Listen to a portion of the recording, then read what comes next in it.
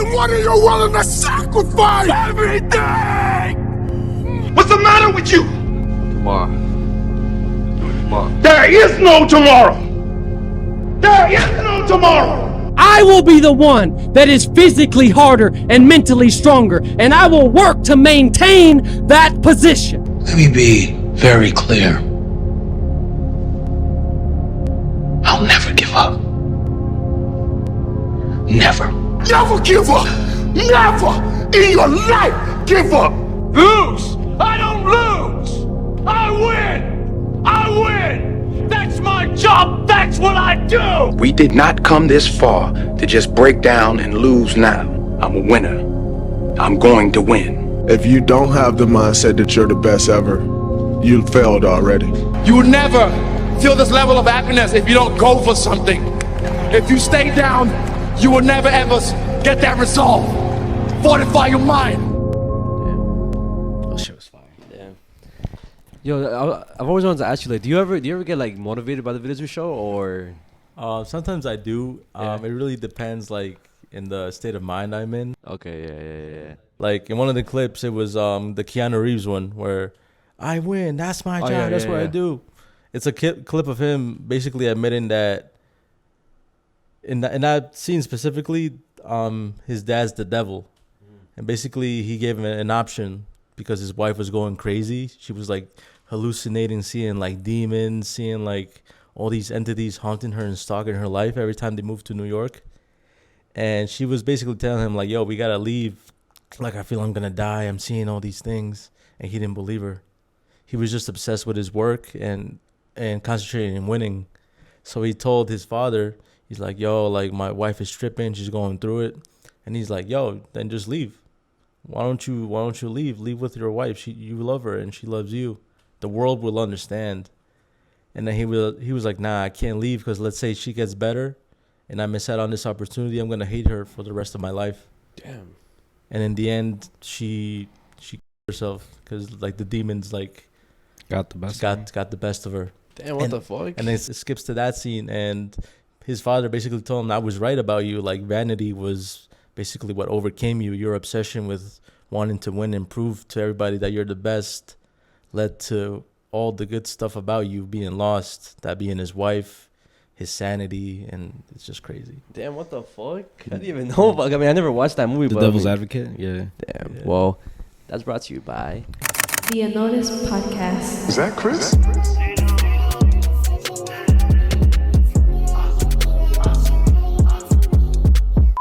What's up, guys? Welcome back to the podcast that goes unnoticed. Welcome back to the spot. Don't make it hot. We love you, even if you love us or not. And welcome to episode 200. Shout out to all the listeners on Spotify, Apple Podcasts, Instagram, Facebook, YouTube, TikTok, and Patreon. Patreon's our personal shout out in the end. Yo, guys, I just want you guys to I just want you guys to know that not everybody makes it to 200 episodes.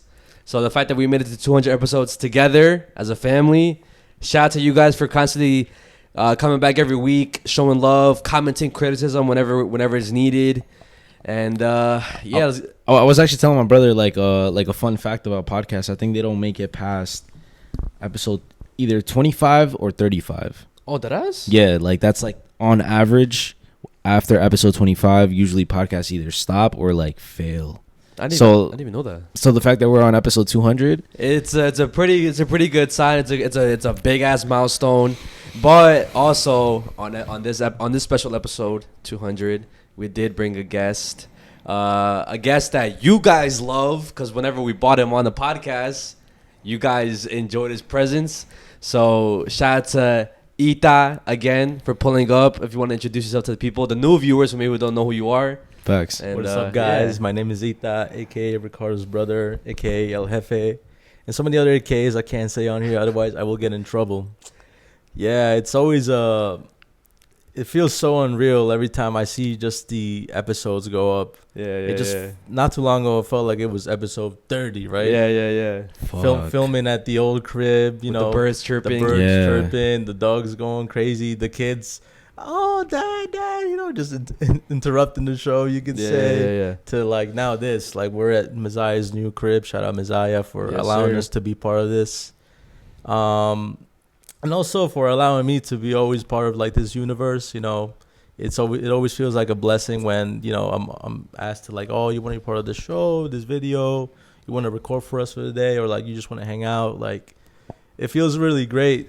But also at the same time, I kind of, when we go out and about, I always kind of like set a boundary, because like even though I hang out with you guys, I am not Unnoticed affiliated. Yeah. And I know my place. You know, I'm never gonna be like, yeah, like I'm part of them. You know, I'm not trying to gain the clout off you. Okay, yeah. Because that's not really my intention. You know, I feel like a lot of people get lost in the sauce that way. Like, oh yeah, you know, my brother's this big YouTuber. I could get away with this or see this, that.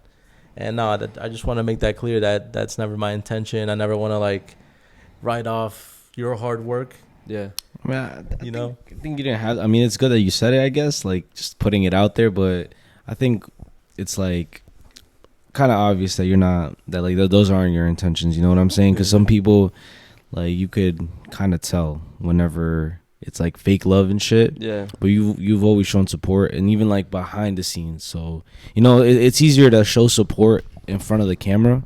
So that's how you could tell if somebody's like really like showing you love or really showing you support, saying, oh, I fuck with them, whatever, on camera, but you do that off camera, like all the time. You know, saying like, yo, yeah, how could I help? Like, even whenever we need like a cameraman, you know what I mean, you're always down to help out and shit. Or even like whenever like off camera shit, whenever you was like checking up on me, like you didn't have to do that.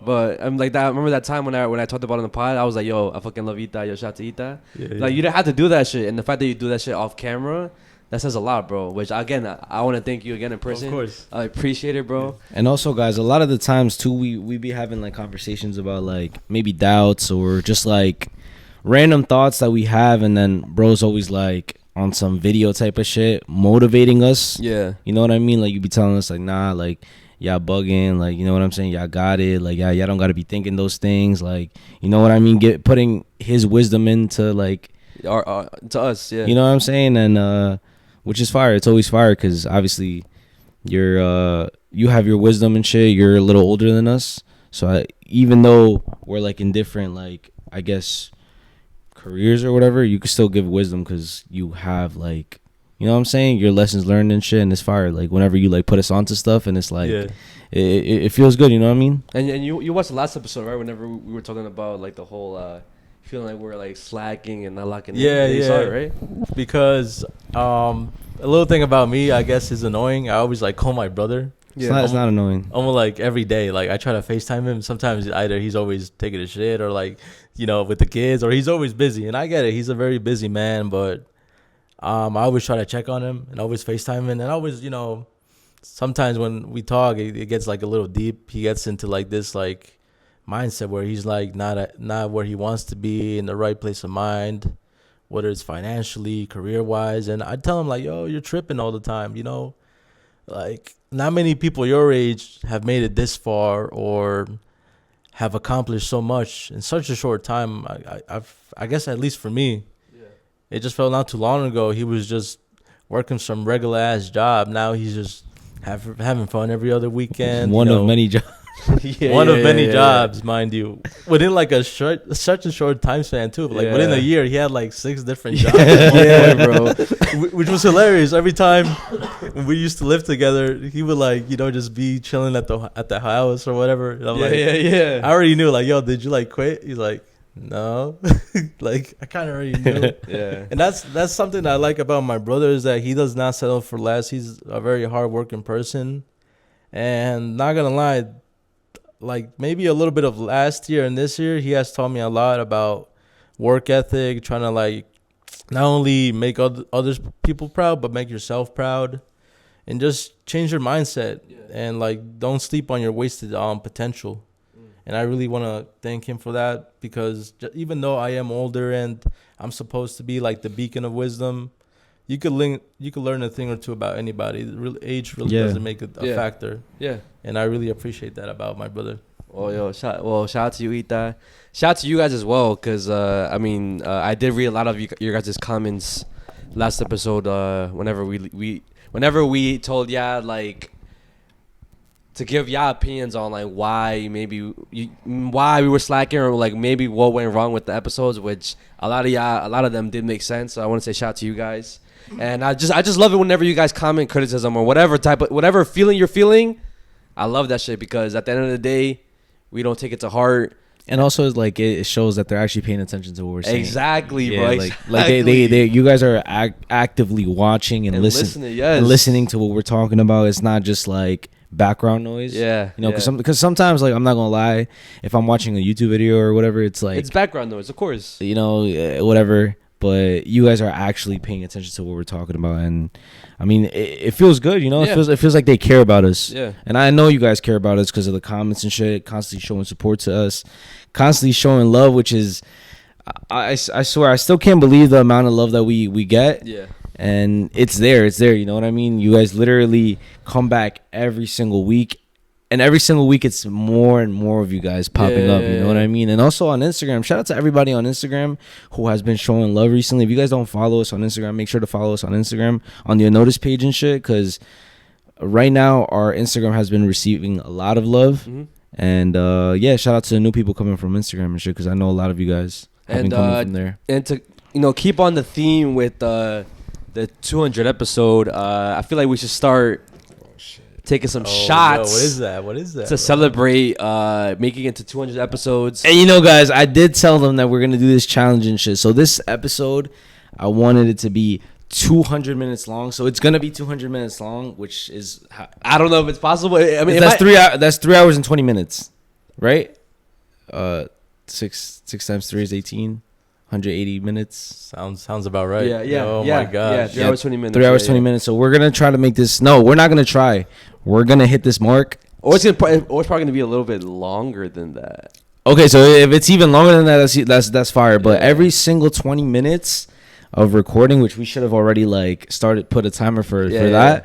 We're gonna take a shot, but I guess this would be the first shot. The first shot. So after this, every 20 minutes we take a shot. Oh fuck. Oh my god. Whoa. I was gonna say I'm looking not ready, bro. I'm not gonna lie. Is this like easily like easy to open? I think you just you just screw it open. Oh, okay. Oh yeah. You know what I was thinking too? What? I was thinking maybe we should do the scary part first. Why? You don't think we're gonna be too drunk? No. All right. All right. I mean, whenever we reach the scary shit, it's gonna be maybe like 4 shots in. It's not that bad. And I ate before. So we should be good. Yeah. We should be good, bro. Trust. You sure 4 shots? I think it's gonna be more than 4 shots. It might be 6 shots in, bro. At the 5th shot, I'm like I'm feeling that shit. For real? Yeah. But like I'm not like hold on. I'm like, wait. Can you open this for me, bro? I feel like there's no spilling. Oh, okay. Thank you.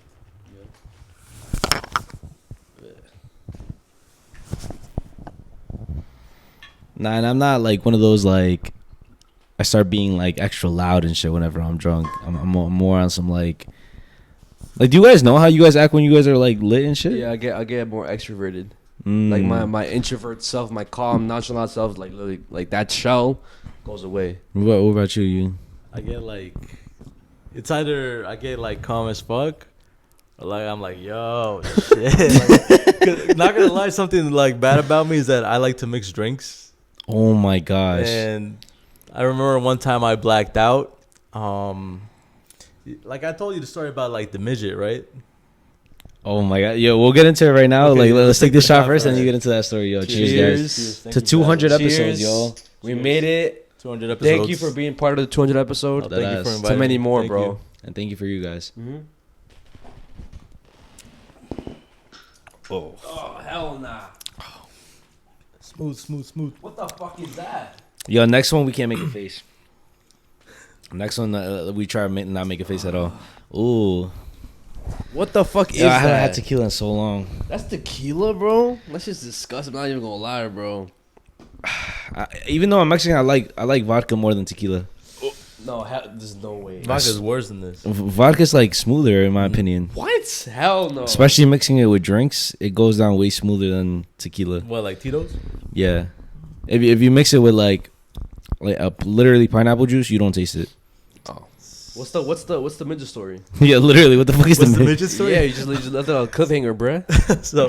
So one of my coworkers, his name was Tim. He was leaving for med school, so on his last day, he wanted to like have like a one last big shebang.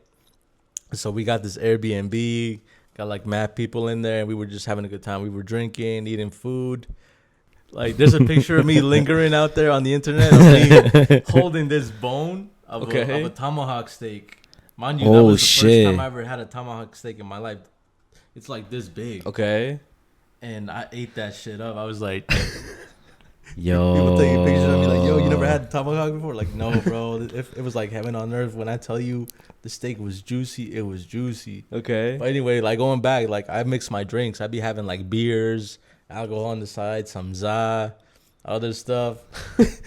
But yeah, I was going basically having a good time because obviously, like, motherfuckers be like, oh, you're not supposed to mix drinks, like you're not supposed to do this, do that. But it's like at the same time, why are you really like thinking about what you're? So the thing about me is like, if we're gonna drink, 19 minutes. I got you. If we're gonna drink, I want to like black out. I want to have like a good time. I don't want to just get a buzz. Yeah. Cause it's like I could just do that like at home. Drink a couple of beers and just call it a day, but I want to have like a good time. Be like, yo, you were on like some shenanigans shit last night. So go to the shenanigans. We wanted to prank him by getting him like a stripper, but a midget stripper. Okay. But I think the rates were like too high and like the commute would be too far because we were like South Jersey and most of these people were like in the city. So it would have been like an hour plus drive to wait for people and stuff. So how much are like midget strippers like? Is it like... I don't remember, but it shouldn't be that expensive because the guy was only there for a couple hours. So we got this guy. His name was, I think, like... a guy. So unfortunately, we set up for like this entertainer. Apparently, what this guy does, he goes to parties, entertains people. Like, you know, I guess... tell jokes. He's the life of the party. He's the life of the party, okay. I guess. But all he did was fucking eat our food and just drink. He wasn't doing anything like, ooh, ah. So bro basically got paid to just show up, just to party, right? Basically, party. But we're like, yo, we gotta like liven this shit up. But he's just not doing anything. So then I tried picking him up. There's no way, bro. But the thing about this person is that he was that midget that was brolic. Like, even though he was tiny, he felt like massive. He felt like huge, like a big small person. Yeah. So I bro was macizo, like. Yeah, so I didn't know how to grab him. Mind you, I was lit, and he was like, "Yeah, what the fuck he keeps touching me for?" I was like, I was trying to pick him up, and then everybody's like, "Yo, stop, keeps bro." Touching me for? Yeah, yo, he keeps touching me. He's trying to pick you up. He like picked up my boy. He put him on his shoulders and almost hit the fan. Like I have pictures. I want to see. Yeah, fuck it, bro. Yeah, might as well. Pop it up on the screen and shit. That sounds like some like Project X type. of shit. I was just about to say, yeah, like some hangover shit. Literally, like. Shit, I need the Wi-Fi. So I don't know if you guys could see. Wait, is that the midget stripper? Yeah. Wait, that's not a midget stripper, bro. He literally said midget entertainer. Oh, entertainer. Oh, okay, my fault. Imagine that guy was a fucking midget stripper. I don't remember most of it, but it was a fun night. And one thing about me is that back then I had like FOMO a lot. I felt like I wasn't living my life as much. So every time there was like a party, I would always like, yo, I want to go, or like, let's do this, let's do that. But then I kind of realized I just like me being like by myself kind of like makes my mental a lot better. Like I focus a lot more, or like I just see like different perspectives on how to better myself, honestly. Yeah. I don't know why, but that's something like I feel like I partied enough. So like every now and then when I go out, I really want to like live. I don't want to just like half-ass shit. No wonder you be using your fucking your free will to the max, bro. To his full potential. Listen, bro. like bro be sitting in the rain. Bro be sitting in the sun, tanning and shit. Randomly like going to places and shit. I remember like this one time I called him.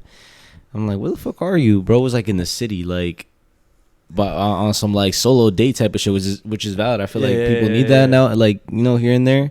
And I was like, yo, what the fuck are you doing? You're literally using your free will to its full potential, bro. Like, which is good, bro. Like, never stop doing that shit, bro. Trust. Nah, I don't know what came over me, but I just started doing that a lot more often, even if it's just going for a walk or just keeping to myself. It's just like a cool thing. Like one time, like he said, I took like the bus to this place called Bryant Park. It's in the city. Yeah.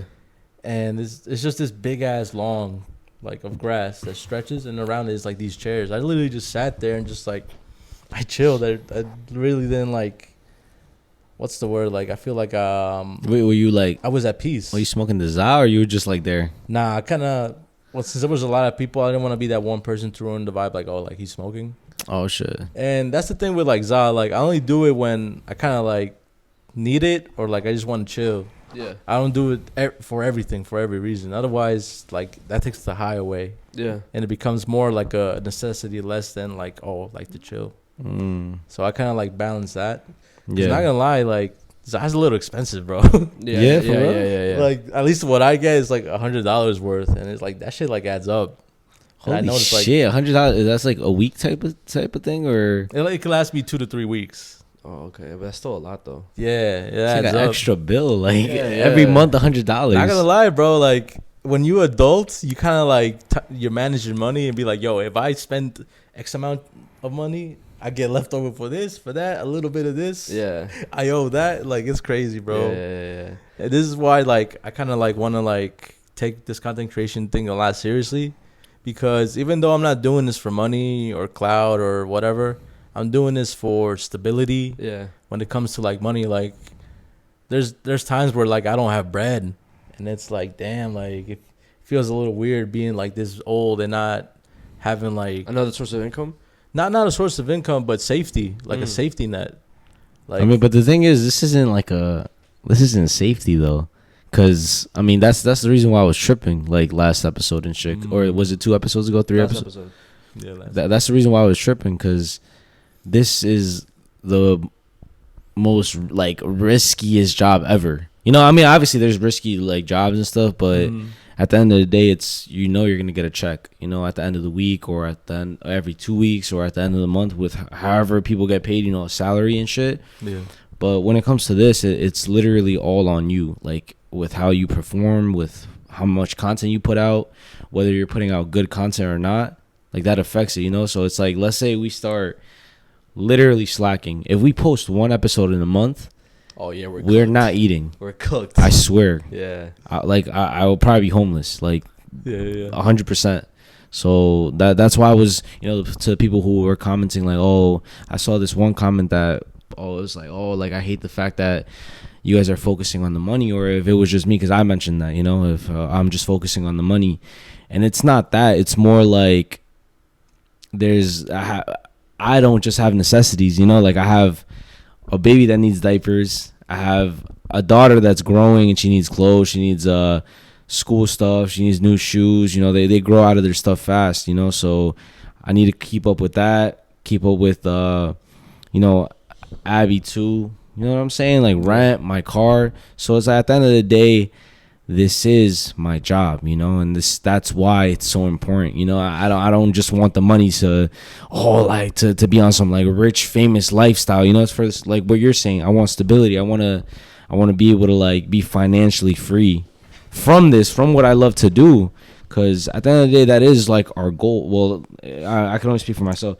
That is my goal, you know, to do that, you know, like reach financial stability through something that I love. And yeah, that kind of answers that comment and shit, because I read that comment, and not that it affected me, but I literally, like, it kind of made me reflect on it, like if I was maybe thinking about this whole thing in like a wrong way. Yeah. If maybe I shouldn't be focused on the money, but at the same time, it's not just about me. So I have to, you know, like most of my money doesn't even go to me. You know, I could have maybe bought myself, splurged more on like myself, but most of my money does not stay with me. It goes to my family. So, you know, I do want to make more money so I can splurge on myself a little bit more and not feel so bad about it, you know, because I'm not trying to be selfish with it. Yeah. So if there's extra, boom, all right, there's extra for myself, you know. But most of it goes to my family and shit, like all the bills and stuff. Like that's basically taken care of. Cause shout out to you guys. You know what I'm saying? You guys are supporting. You guys obviously pay my bills 100%. So, but yeah, that's why I brought that up last episode and shit. But yeah.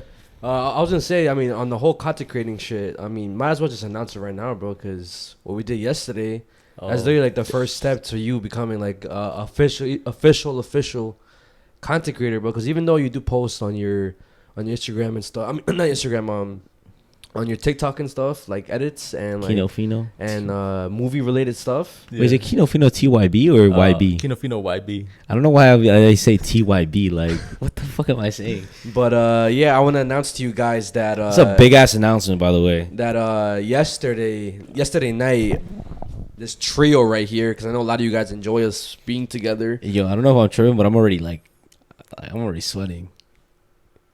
The fuck that is? I swear. I'm still chilling. Oh shit! All right. Yesterday we recorded our first episode of our new podcast show. That's gonna be posted on a whole different channel. It's gonna be totally a whole different vibe from this podcast. That ass. And we can officially announce the name. If you want to announce what's it gonna be called to the people. It is called the Triple Take Podcast, where it will basically be an hour's worth of just Yappuccino stuff, nerd talk, culture talk, basically all the nitty gritty, all the cool stuff.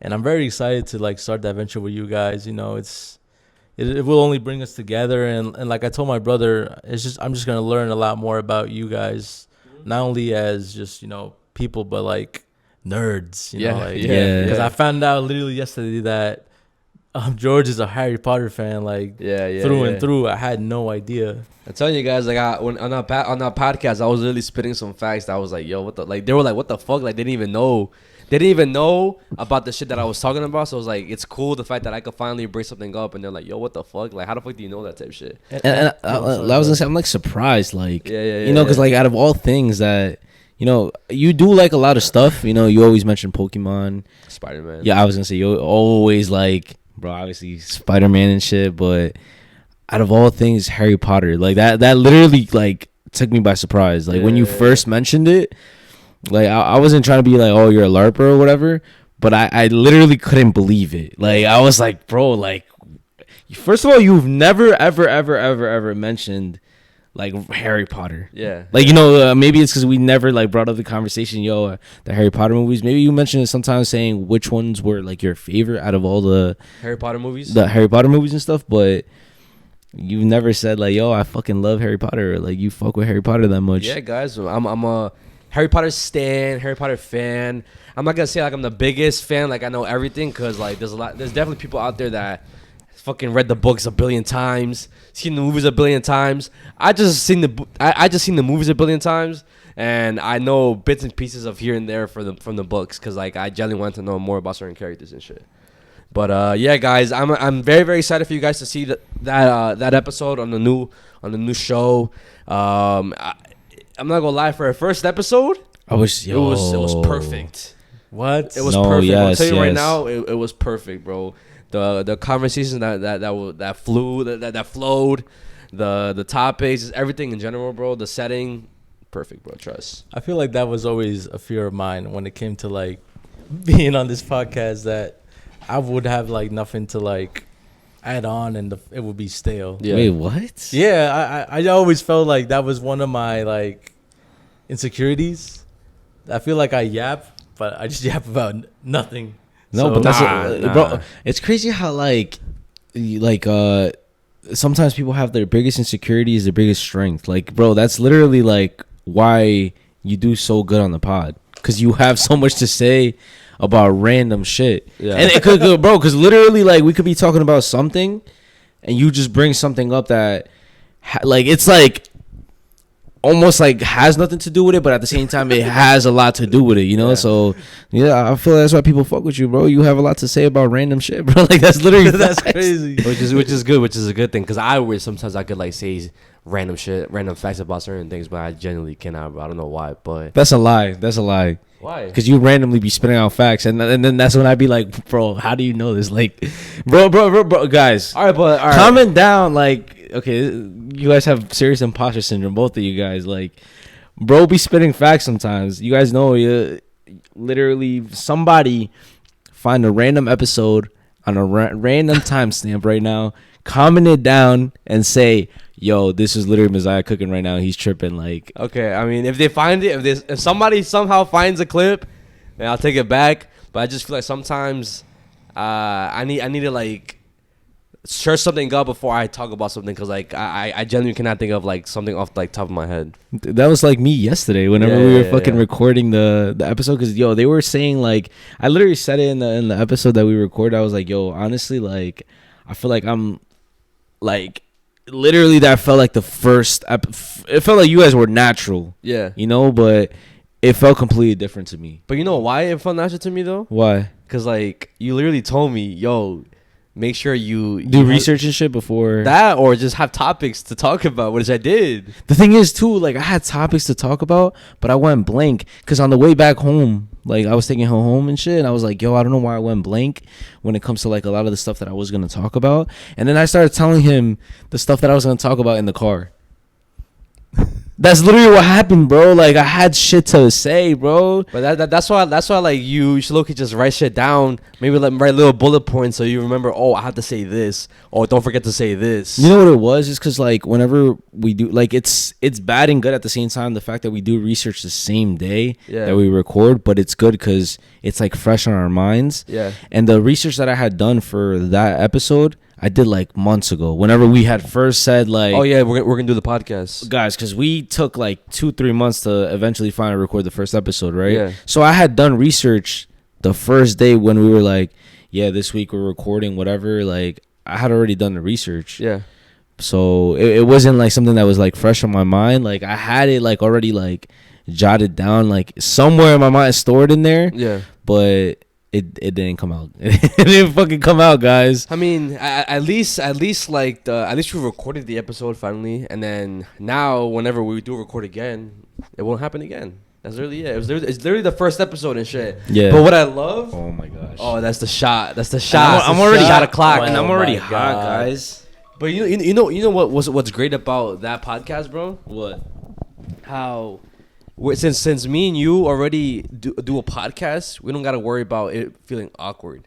We're used to the podcast shit. That's also what I told my brother, because he was like worried that we were like not gonna do good, but like I told him, like, we kind of already had practice, Yeah. especially with each other. Yeah. You know, because he's been on the pod like 3 times now. Yeah, and like the last time you were on, it was an amazing episode, bro. So. Oh my God! Well, cheers to that. Yo, cheers. Cheers to the new show. Guys. Are Triple we Take bugging? Podcast. Guys, are we bugging? Hey, any viewers out there? Make sure y'all taking y'all shots with us, all right? Yo, facts. We don't want to be alone, all right? We don't want to be drunk alone. And just to like one final thing to talk about the new show, since I'll be taking the initiative to edit it, and you know, this is basically your show, to be honest. Chill. No, deadass. This is your show. We're kind of like just tagging along. So, just basically, as I give, you know, my greatest thanks to both George and my brother, I want to give a big thanks to you guys, because if it wasn't for the interaction, the vibe, and the love that y'all showed me on my previous episodes, I wouldn't be here right now on the 200th episode special. I wouldn't be there on the new show. And yeah, I'm always very, very grateful that you guys showed the love and support for me. Like, it feels unreal that strangers from all over the world, you know, spend 3 hours of the day to hear what I have to say. And it's just, you know, it just feels unreal to this day. So The comments that always be getting to me and shit is like whenever they're like all the Australian supporters. Yeah. Because we have Australian supporters. that's crazy. Because I remember seeing it once on like a YouTube comment, but now it's more often like people are saying, yo, I'm from Australia, from here, like West something Australia or UK. My gosh. Yeah, bro. So honestly, just shout out to you guys. I fucking love every big single one of thank you guys. And I welcome you guys to comment down like your topics you want to talk about. Just nerd the fuck out. Talk about anything. You can talk about bugs, planets. I could care less. I want to know every single one of your interests, your quirks, and just your nerds. I want you to nerd the fuck out. Don't feel ashamed around me.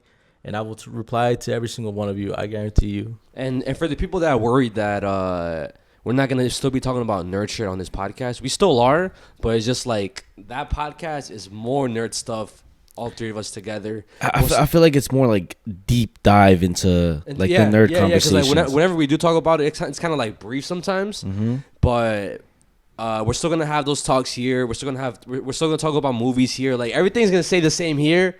It's just we're gonna have another show just talking about nerd shit and just like other stuff, which I'm fucking excited, bro. I'm very, very excited.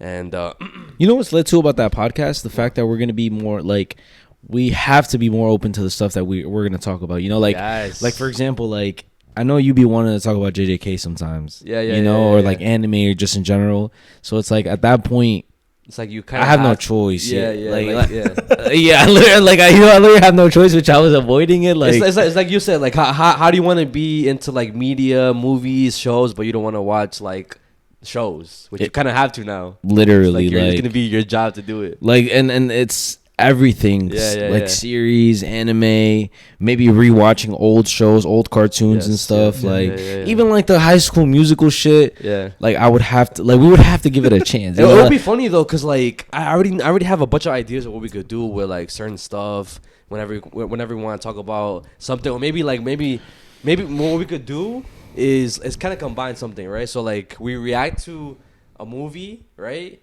and then right after reacting to the movie, we just go straight into the podcast. We talk about what we just saw, and then we talk about other shit. You know, and also it'd probably be smarter to let like each other know ahead of time, like maybe a couple of days in advance before recording what we're gonna be mentioning. So like, we're prepared. Because like let's say you do like research on like whatever, and then you do research on whatever, and then I do research. Like you guys could do research on like what I'm talking about. Or what you're talking about, because there might be something that you might miss. Yeah, and then like we're kind of like on the same page, like that's perfect with everything and shit. But then on a whole different note, right? I want to bring up like the World Cup, because that's literally what the biggest thing going on right now. Yeah, and I know you guys probably don't keep up with like the actual games, probably just like the Mexico games. Now, ever since you mentioned like the fact that you watched the other games, I started watching the other games. Okay, so I could talk about it then. So shout out to the all I want to say is shout out to the fucking keepers, bro, because I feel like this World Cup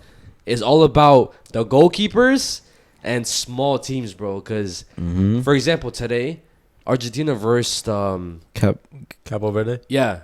And everybody thought Argentina was gonna smoke them, because like no one really has heard of Cabo Verde. Like it's literally like it's a small country.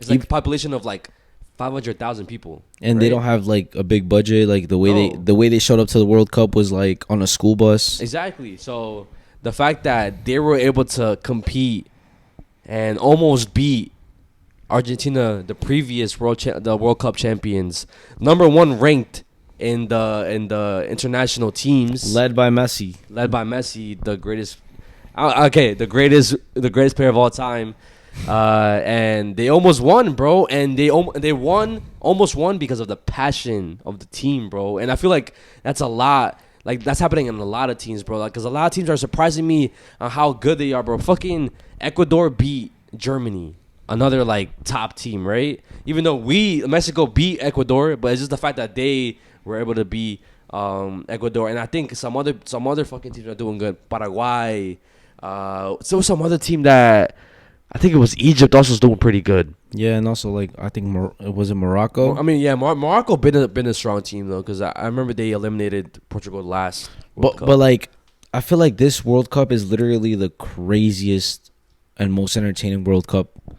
I don't want to say of all time. No, and low key, it could be top contender, bro. Yes, because everything that you think is gonna happen doesn't happen. Does not fucking happen, you know, and that's why a lot of people I feel like have been losing money, you know, like when it comes to like the betting and shit, because you swear that this team is gonna win, because like for example, I think Germany when they got knocked out, right? They got knocked out. They got knocked out by, I'm pretty sure it's Paraguay. and it was through pens. Yes. Right? And then everybody obviously thought, like, first of all, Germany is known to have, like, he's considered one of the greatest goalkeepers of all time. Which and, he is, in my opinion. And he's still playing. Even though he's old, you know, like, being a keeper, you don't need that much physicality. Like, at the same time, you do. But, like, they be, like, damn near almost 50, and they're still fucking playing, right? Yeah. You know, so he was still playing, and he did get a couple stops, like stopping penalties and shit. But somehow they still, like... Bro, they lost. Paraguay, bro. Like, that's not even like that. That's a team that, like, even Mexico be beating. Yeah. You know, so the fact that they beat Germany and these big ass countries, Germany, even what do you call it? The team that beat Japan. Who beat Japan? Oh, that was Brazil. Brazil. Yeah. Even Brazil, but like they're not even that strong anymore either. Like a lot of the top countries are low key not even that like powerful anymore. Yeah, like Spain, they're not really like I don't really see them as a threat. The only like threat is Liminal, to be honest, in my opinion. Even Brazil, like yeah, you know, obviously Brazil, like they're always gonna be considered a good ass team. Brazilians are good as fuck, but I feel like a lot of like the top countries are like.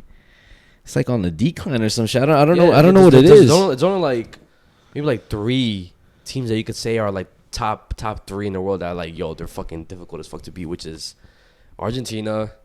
Well, I mean now after that Cabo Verde match, I don't think so. France. Oh yeah. I feel like France is like a whole nother powerhouse. Low-key might just be France, bro.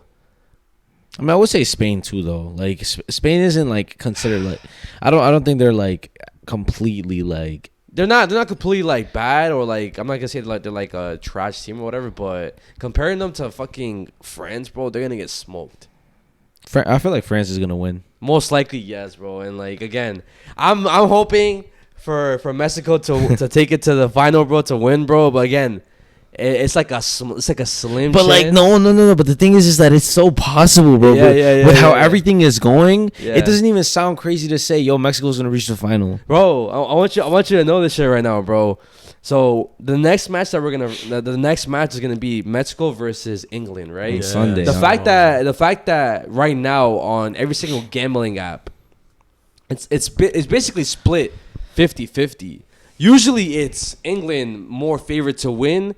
Than Mexico coming in as an underdog. Yes, but the fact that everybody's like iffy about who's gonna win, bro. Even me, like I obviously like I'm 100% gonna support Mexico. Like I believe we can win, but it's still the fact that like we're versus England. Harry Kane is in that team, and you give him a slight chance. You give any of those players like a slight mistake, you fuck up, they'll punish you. But again, we do have a home advantage at the Estadio Azteca. We have the fans behind the players, and the fact that, yo, this might be a hot take, but I feel like this Mexico team has been one of the best Mexico teams from now up until like the early 2000s. That's crazy. Okay. It's a hot ass take, bro. No. Okay. Hear me out. Yeah. Because I know a lot of people have been saying that and shit. Yeah. A lot of people have been saying like, oh, this could be like the best Mexico team we've had in like maybe 2 decades or whatever. Yeah. But the thing is, every other country has been on the decline because a lot of people have been retiring. A lot of legends are no longer playing, you know? Yeah. So we're in that era where people are just now starting to become legends. You know, there's good players, but there's like not legendary players at this moment, right? Yeah. So during the time, especially the 2014 World Cup, that Mexico team, I 100% believe that Mexico team is better than this Mexico team. The only difference is the level of competition was way higher than this one, than this World Cup. Yeah, of course. So that could also be a factor as to why we're playing so good. Yeah. And as to why like, and it literally shows because the reason why all these smaller countries are beating these other teams is because maybe they're not at the level as maybe the older teams, but also like I don't know. It's just so many other factors and shit. I think All right, yes, they're not like legendary players anymore, but They're still good players. There's still good players in each team. For example, a lot of people were hyping up Ecuador whenever we versed them. Like people were saying that Ecuador was gonna beat us, and that's only because Ecuador has players in that team that play in the Premier League. And I think they won the Champions League or some shit like that, right? Or like some of the players or some. Well, I mean, I'm not sure about that because all I know is like they have a player that plays in Chelsea. I believe somebody else plays in Arsenal, and then I forgot the other like where the other player plays at. But they play in like these top Premier League teams, bro. Yeah. And like they were confident, like now we have these players. Like our defense is like one of the best in the world. And they were also saying like, oh, like the market value of like the Ecuador team It's way higher than Mexico, which is true. Oh my god. Which is true, but at the end of the day, what the way like I think it's one of the best teams in a long time because like of the way they're playing, bro. Like their passing is so like fluid. Yeah. Their attack, like they know when to attack, they know when to like come back. They know how to be patient. Like they're playing as a fucking like as a team. unit, as a team. Yes, bro. And I love seeing that shit, bro. And mark my words, whenever we verse England, I'm gonna say it right now, we're gonna beat them. And if we don't beat them, then you guys can clown me in the comments, whatever. But I'm gonna say right now, we're gonna beat them either 2-0 or 2-1. 2-1. How this World Cup is like looking, this shit might even be like 3-2. Like we win 3-2. We win 3-2. But that could be a possibility. Or 4-2. Yeah. Because like I'm telling you right now, bro, this is literally like one of those World Cup. Or every single game has been so unpredictable. Some teams have been winning up until like the 90th minute. Yeah. And out of nowhere, last minute, they score 2 goals. Yeah. So it's like maybe what could happen. England is winning. Out of nowhere, we catch up. Yeah. And then we fucking beat them in overtime or some shit. Extra time. Yeah, you know why? You know why a lot of people what could happen? Because what I'm hoping too, because a lot of the England people, they're underestimating Mexico because they're saying like, yes, we get it. Like they're playing in the Azteca. They're whatever. playing the Azteca, yeah, it's our home ground, this and that. But at the end of the day, our players are more expensive. We have top 10 players in the world in our teams, championship players that are used to the pressure, which again, it's true. You have championship players, but at the end of the day, anything can happen in football. And that literally shows. Because I don't want to fucking like shit on Real Madrid, but look at Real Madrid. That's true. They have some of the best players in one fucking team. But for the simple fact that they don't know how to play as a collective, as a team, as a unit, yeah, they lose to these technically mediocre teams. Yes. Or they tie with them. Yeah. So it goes hand in hand. Like you just don't know what's gonna happen. I just want Mexico to win so then I could just like laugh at people that are doubting Mexico, bro, because we have a lot of doubters, right? Bro, yes, even though like a lot of us Mexicans believe that we could win. ECC. Yeah, and there's literally a lot of England people, a lot of people in the world saying like, bro, y'all gonna verse England, like y'all gonna get eliminated. Yeah, like y'all had y'all run, it was amazing. Yes, good work, but yeah, time is coming on Sunday. That's what a lot of people are saying. Are you excited for Sunday, like the game and shit? Honestly, I really don't keep tabs as much as on the games, but every now and then I'll put it on at work, and just like see the games, and I'm always like amazed. I'm always impressed by. I don't really want to call them small teams because. For you to qualify for the World Cup, you have to be the best of the best. This is essentially You're not wrong. The Olympics of football. So I never want to downplay on anybody that made it this far. And yeah, I've always been amazed, like teams like Congo, Egypt, Morocco, the fact that they made it as far as they could with all the doubters, people pulling up stats, the revenue, the money or whatever. It just goes back to this that obsession beats talent every single time. Yes. You could it's who wants it more. You could have played in 3 World Cups. You could have won as many championships.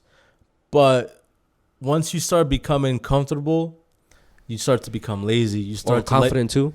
You start to let your guard down.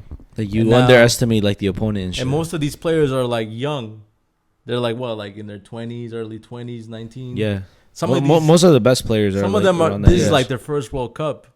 And they definitely have that hunger in them that they want to prove themselves. They want to be the next generation of great players. For sure. And they're not intimidated by these big names. And also going back to like having a lot of players, like top players in one team, is that just means that there's too many chefs in the kitchen. Usually in the kitchen, there's only one chef, one guy at the head, one guy in command. Now, when you have 10 chefs, everybody wants to prove themselves. Egos. The egos, I want to prove the point, like, oh, I want to be the best. That's why I think that was the problem with Portugal. Like, nobody wants to pass the ball to Ronaldo. Yeah. Because I think me and my brother were having this conversation that one of the guys was like basically saying that, oh, we're all the Portugal team. We're all equal. Yeah, João Neves. But it's like, it's not true. Like, this Ronaldo's the reason why y'all made it this far. Not to shade or clown on y'all's talent. Over here already? I'm not sure. But it's like, if you don't work as a team and you don't go past beyond your ego, you're never gonna like grow as a person or like even win as a team. So yeah, I definitely I definitely agree, bro, because even seeing like the fact that Portugal almost got eliminated by Croatia yesterday, I think it was. Yesterday. It's hot. It's hot. Do you want me to continue talking? We can wait. Or do you want to use a different what you call it? We can wait like 10 minutes. All right. I mean, or you if you want to keep talking. Yeah, I'm gonna continue talking. Right, yeah. The fact that Croatia almost beat Portugal off like egos and shit, because a lot of people are, well, not a lot of people. I feel like some people only realize this, but there's a player called, his name is Bruno Fernandes. He's one of like the best like midfielders in the world, like attacking midfielders in the world. And then another one of the best midfielders in the world. His name is Vitinha, and Vitinha plays at PSG. Bruno Fernandes plays in Manchester United, and the way they're playing in the Portugal team, it's not how they're supposed to play, and like they're basically slowing down the tempo of the game.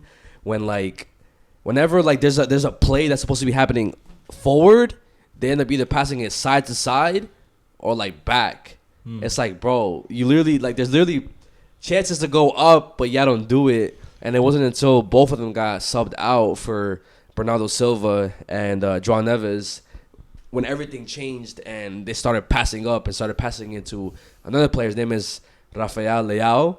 He's like on the left wing. He's like fucking fast. But the fact that they're not using that to their advantage is annoying, because like even though like he does lose the ball. Like if you pass him 10 times, he'll lose the ball like 4 or 5 out of those 10 times. But those other chances, he'll cook. But the fact that they don't pass it to him, so they're like not trusting him. Yeah, bro. It's like, come on, bro. Like, you're not doing this as a team, bro. Like, you're thinking with your egos, bro. You know what's crazy? This goes hand in hand with like a lot of things, though. Like, what? Not even like it goes even further than just soccer. Like, even us doing the podcast, it could be on some saying shit like that. You know, like, we trust each other with the conversation. You know, we trust each other that we could hold our own with whatever we were gonna talk about or whatever we bring up. Yeah, like we trust each other. You know, like, I know that you're gonna do good on the pod. I know that you're gonna do good. It's the same way like we trust each other. You know, and if like one of us is like slacking or not trusting of the other person, it could not be like it could be ass. Yeah, the pod. You know, and like let's say for example, we're Unnoticed podcast, right? We're Real Madrid, quote unquote. Yeah. And then we go, one of us, we get switched out. Is that the shot? Yeah. Oh my God. Hold on. But one of us gets switched out to IE and Friends, Barcelona. Yeah. We might not perform the same over there. Yeah, that's as true. we perform here, but it's because of the team. That's true. Yeah. You know, and it's kind of similar to these players. Like, they're performing good over there in their teams, but over here, they're not on the same chemistry level. They're not on the same, like, you know? Yeah. So it's like that definitely plays a huge factor. The whole chemistry, like trusting each other, and I feel like Mexico, they love each other right now. Like they do, of course. They're playing as a family, you know. Yo, cheers guys to family cheers, and trust. Yes. Yo, cheers guys. Please take a shot with us. The camera guys will probably be back on in another 6 minutes. Yeah. But oh shit, what shot is this? This is the third? Yeah, third I told you said fourth. You said we were gonna drink 4 shots, bro. We'll be fine, bro. Trust. We're gonna drink like 8 shots, bro. Nah. We'll be fine. Trust, bro. Nah, but yeah, I definitely agree with that, bro. What the fuck? On the last thing I want to end the World Cup's talk with is shout out to all the Mexico players for playing their heart out. I'm proud of them. I can find because bro, there's a clip of me saying a couple months ago whenever they played, I think it was friendlies. I was like, yo, I'm not gonna lie. I don't know how I feel about this Mexico squad. Yeah, you were bro. iffy about it. I was iffy about them, bro. I mean, maybe they were completely different players, but now we're lit, yo. Nah, yeah. Fucking Mexico. Yo, we can fucking win the World Cup, guys. I don't know why I'm talking to the camera right now. It's not even on, but we could fucking win the World Cup. We're gonna win on Sunday, which is like, I guess, going into the next conversation, we are recording a vlog. Yeah. So everything is gonna be recorded, guys. Yeah, like, it's gonna be a crazy ass vlog. I feel like it's gonna be one of our best, it's gonna be like one of our best vlogs ever. But it's that ass like a good ass video, like a good ass comeback video, bro. The fact that we're coming back to like the vlogging, the second channel and shit. I'm hype about it. Our comeback vlog, technically our first vlog, like officially vlogging as like us and shit. And it's gonna be the 4th of July, us getting fireworks, like some barbecue, I guess. Some barbecue footage, yeah. Some barbecue footage, but I guess the main thing would be like the Mexico game, yeah. The Mexico game, and we're also gonna be doing some crazy shit. Everything's gonna be in AI, GTA, whatever. We're gonna be throwing fireworks, guys. You know, and whenever we win. Wait, even if we like, what if we lose though? If we lose, we still do it also on rioting shit. Oh God, bro. We start rioting because we lost. Man, fuck everybody and shit. Nah, yeah. But even if we lose, bro, I'll still be proud of the team for making it this far, type of thing. bro. The fact that we were in the conversation of almost beating England. So if they lose this game, they get knocked out. Yeah. Unfortunately, yeah. Yeah, bro. I'm crying, bro. If we lose, Yeah, I'm crying. I'm crying if we lose. I'm crying if we win. That's how good it's gonna be. But I think you could turn it back on right now because I gotta show a video for our next topic. All right, but on a different note, right? So in the beginning of the episode, you was talking about how you wasn't that type of person who was looking to, I guess, clout chase off people, right? Or like you benefit off somebody else's, like, I guess, status, right? Oh my gosh, I think so like basically I kind of like, I know my place. Yeah. You know, I don't want to compete where I don't compare. Like, me and my brother are two different people, you know, how we see life, how we approach life. He does things for his own beliefs, his own stuff. I do it for my thing. And I guess, like, there will be people, you know, years from now that are like, yo, you wouldn't be anywhere without your brother or without George. And I'll be like, yeah, you're right. Yeah. Like, I wouldn't be here without my brother or George. And I'll never be ashamed to say that. I never feel any sort of, like, jealousy towards my brother, whether he makes more money than me. But regardless, that's not true, though. No, I'm just saying, though, like, I feel like that's one of those things, like, not to compare or, like, mention names, but, like, the Ortiz sisters, right? Yeah. The only reason Evelyn is known is because of Wendy. Yeah. And I see that it gets to her sometimes because it is true. She wouldn't be having the fame that she has without her sister, right?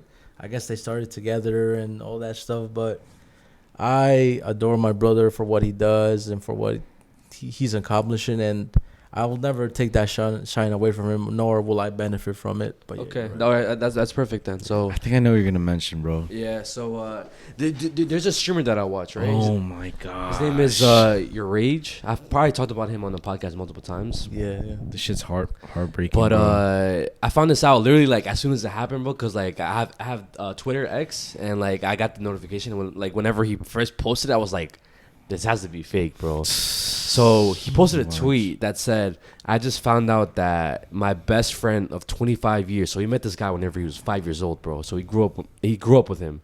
I just found out that my best friend of 25 years has been stealing from me. Has been stealing thousands of dollars from me. And yeah, and then he posted a video of his best friend. And I think I don't know if he fucked him up or maybe his bodyguard fucked him up and shit. But I want you to see the video, and then I'll give you some more context after, because he did go live to explain what was going on and shit. Oh my gosh! I saw like he was like bruised up, like so somebody fucked him up, right? Yeah. I think it was his bodyguard. Oh, shit! You guys can see it? Yeah. Today's the day I found out my best friend of 25 years has been stealing from me. 50 bands minimum. 100. My dog. Would he do anything for this nigga, gang? Shit, crazy. Stop moving, my nigga. When you got locked up, who was there for you? You. When you was homeless, who was there for you? You. Whose house have you been living in for a year, gang? Yours, bro. So what the fuck? You gave me the card, bro. You gave me the card, gang. And did what? Wait. When did I give you the card? For what? What did I give you the card for? No, you didn't. I'm wrong. I'm wrong.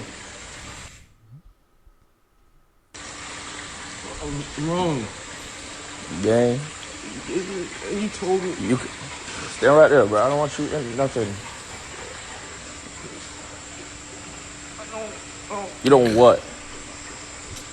And I don't know want to see what you again, right man. now, bro. Ever again in my life. I swear to God. I see you again, and I will. I'm killing you? Yeah. I'm doing you a fucking favor right now, nigga. I don't ever want to see you again, my nigga. Ever.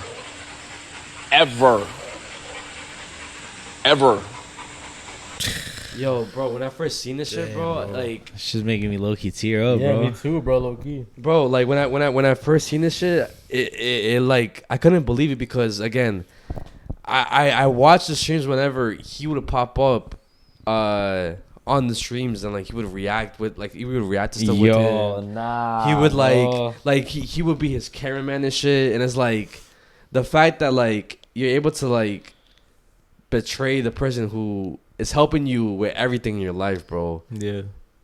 It's so fucked up, bro. fuck It's that. like Fuck that though. It's not even just like somebody who's helping you. no, I know, but it's like, like your best friend, the brother that you wouldn't think that would do that shit to you, did that shit to you, like bro. that's what it is. It's like I think he doesn't even care about the money. No, yeah, of course. Because I'm pretty sure if like his friend would have asked him, like, "Yo, bro, can I have 100,000?" Yeah. He probably would have asked him why. Yeah. Why do you need $100,000? And he probably would have given it to him. Yeah. But it's not even like the money part. It's like the principle of the fact that you've shared so much moments with this person. You've been vulnerable with this person. You trust this person to like if literally like if it was the world like against like somebody.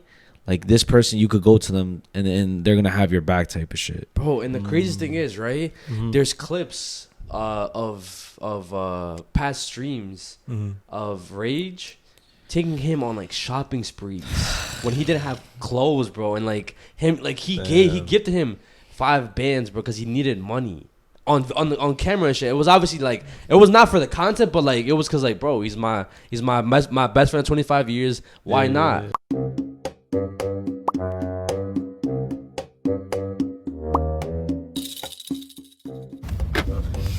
Bro, look at my face, bro. Like, I'm dead crying, bro. Like, shit, bro. Chill, bro. That shit crazy, bro. Chill, bro.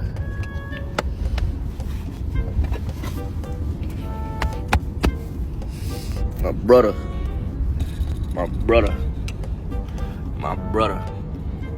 But it ain't over yet. Fuck you mean? We just about to go back to the stream with Sexy right there. Yeah, but like a little bit more to talk about, bro. A little bit more. Bro, what's this man talking about, bro? What do you mean? I don't even know what to say, Joshua, bro. Thank you. I'm not saying nothing. Alright, but look, we still not done, gang. Okay. Bro, don't take no more, bro. G-shit, bro. It's not crazy. Bro, you good, bro. Love y'all too, chat. For real, this shit is crazy as fuck, bro. This feels like a dream. No cap. Oh, no, I'ma hug that nigga. You just in the back seat. Don't hug me, boy. Nah, I'm gonna give that nigga up, bro. And some niggas and lovers with no life that can just grind a bunch of shit. Go inside there. I don't even know where I'm finna start to open that shit. But you need some spending money. Ah! What? Yo. Wait. Yo. Listen. Kisa? Listen. Kisa? I'm telling you. Kisa? It's nothing crazy. Okay? Pay your bills, pay the shit you need, shit like that. Like my glasses, my phone. You feel me? My rent. But shit that you don't really need, don't just blow just a few thousand. So like, stay up is what you basically saying. Stay up is what you're saying. Nigga, don't. You feel me? I'm for real though, like, you just got a bunch of shit, so you don't need to waste money. I don't need shit, nigga. You just need food. Bro, I'm about to be streaming at the crib, talking to chat. What the fuck? In a doodle ass room. I don't want to see you streaming no fucking dark cave no more, bro. All right, bet. Bruh. Yo, chat. What the fuck? Here it is, nigga. Yo. Like he's been like a real one that like he thought was like someone solid, someone he could rely on, and then he does that shit, bro. So it's like, yo, how the fuck you gonna do that shit to somebody, bro? Like your best friend of 25 years, bro. Yeah, bro. So like, what would you guys do if y'all were in a situation? I felt like I would never find myself in that situation personally, because for all of y'all don't know, a little lore about us is that there was a point in time where I couldn't stand my brother and he couldn't stand me. Like, we were not on good terms. We would always argue. We'd always fight. And over little shit too. Like, now that I think about it, we were talking about it on our way home, like yesterday. Like, what was the reason why would argue? And I kind of like, it came to the conclusion that it was just over little shit, insignificant shit. And I told him that if I was on the outs with him right now, I would like not be okay. Because it's like, our dad left us. I'm not on good terms with my mother. And if I lost him, like, what would be the point of like you know, going on? So it's like, damn, like for me to betray him, honestly, bro, like that would be like the darkest day of my life. Or like if he betrayed me, like I really wouldn't like care. But obviously I wouldn't speak to him ever again, to be honest. Yeah, of course. I mean, if that ever happened to me, because there's a lot of people in my life that I would hope that would never do that to me. That like I consider like my day ones like solid as fuck people, bro. And of course both of y'all are in that circle, but like if that were to ever happen to me, I feel the fact that he let him go without hurting him, he fucked him up. He fucked him up. I didn't even see that. He got fucked up. The fact that he just let him go, I think that just shows that even despite all that bullshit, he still remembers the person he was before. Because I think that's like also very important, that even though people are, whether they're temporary in your life, they do bad things for you, good things for you, they give you lessons and they give you like, I guess, memories and like of better times. Yeah. So I think that that's what, in that moment, that even though he hated him so much, he still loved him in a way like, damn, like you were my best friend, so I'm gonna let you go easy type shit. So what about you? What would you do in that scenario, or how would you feel? Obviously betrayal, but honestly, I think I'd just be heartbroken, like, you know, like, but knowing me, like, I have like a detachment thing, like I could easily detach from people. Yeah. So like I know deep down inside that like I would be hurt, but maybe it wouldn't be so obvious like in the time. You know, maybe over time, maybe like depending on how long it takes me to heal from that, to eventually feel like the pain and shit. You know, then it'll probably like fucking break my heart, but in the moment I'll just like, I probably wouldn't even lash out in anger. I would just be like, it is what it is. You know what I mean? And like that sounds kind of fucking like fucked, you know? Maybe I'm not like as emotionally intelligent as other people, because I have like severe like I could detach from people so fast. You know, and it's because like I feel like people were so what's the word, like easily gone in my life. You know what I'm saying? Like a lot of people that I've experienced, like for example my mom and shit, like my uncles, they just act a certain way and then out of nowhere they're gone. You know, so it's like I would kind of like, it sounds so fucked up, but like I kind of like would see it coming. And even though like it's that's just some trauma shit, But like I kind of like sometimes expect that, like it's like, oh yeah, like it's whatever. Yeah. You know, I kind of expect people to leave type shit. Yeah. 'Cause that's fucking like that's traumatic, right? That, Like that's trauma shit. Yeah. that's trauma shit, right? Yeah. What I feel like hurts the most is that he made the choice in betraying him. You know. Yeah. So fucked, bro. He like you make choices whether you want to hurt people or support people, and the fact that he decided as a grown man, as an adult, as a conscious adult, to betray his best friend, this is what hurts even more. But it's like why? Like why? Yeah, like over why? 100,000. Like even though to a lot of people that's a lot of fucking money. Like nah, bro, that's literally damn near selling your soul. Like you're throwing away all. Like It's greed.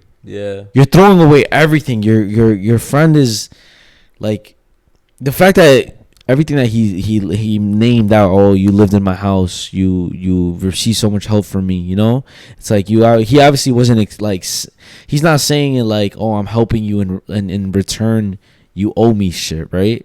It was just more like why? Like if I did this for you because I loved you, like why would you do this to me? exactly. It was all out of love. Like Yeah. like bro, like at least have the morals to be like, yo, bro, this motherfucker is helping me, even though if you don't really fuck with this person, you know, because maybe deep down that wasn't really his friend, but at the same time, it's like the fact that he's helping you, have the decency to not fuck him over at least, you know, like fuck it, you don't even have to like that's how I would take it.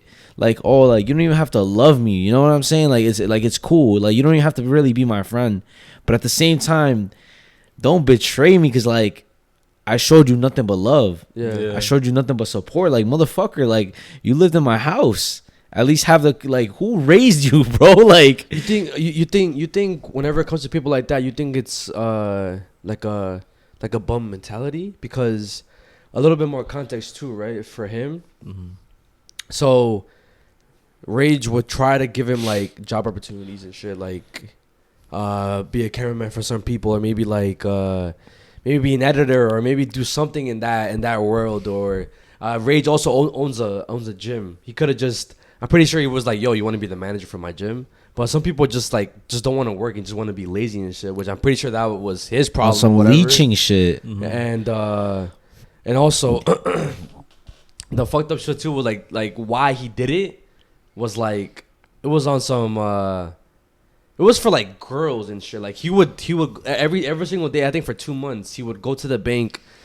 He would use Rage's personal card and withdraw like $1,000 a day, and he would like money spread it, send it to girls, and then like girls, there would be girls that he would simp over that would like block him, unblock him, and be like, send me money, and he would do it.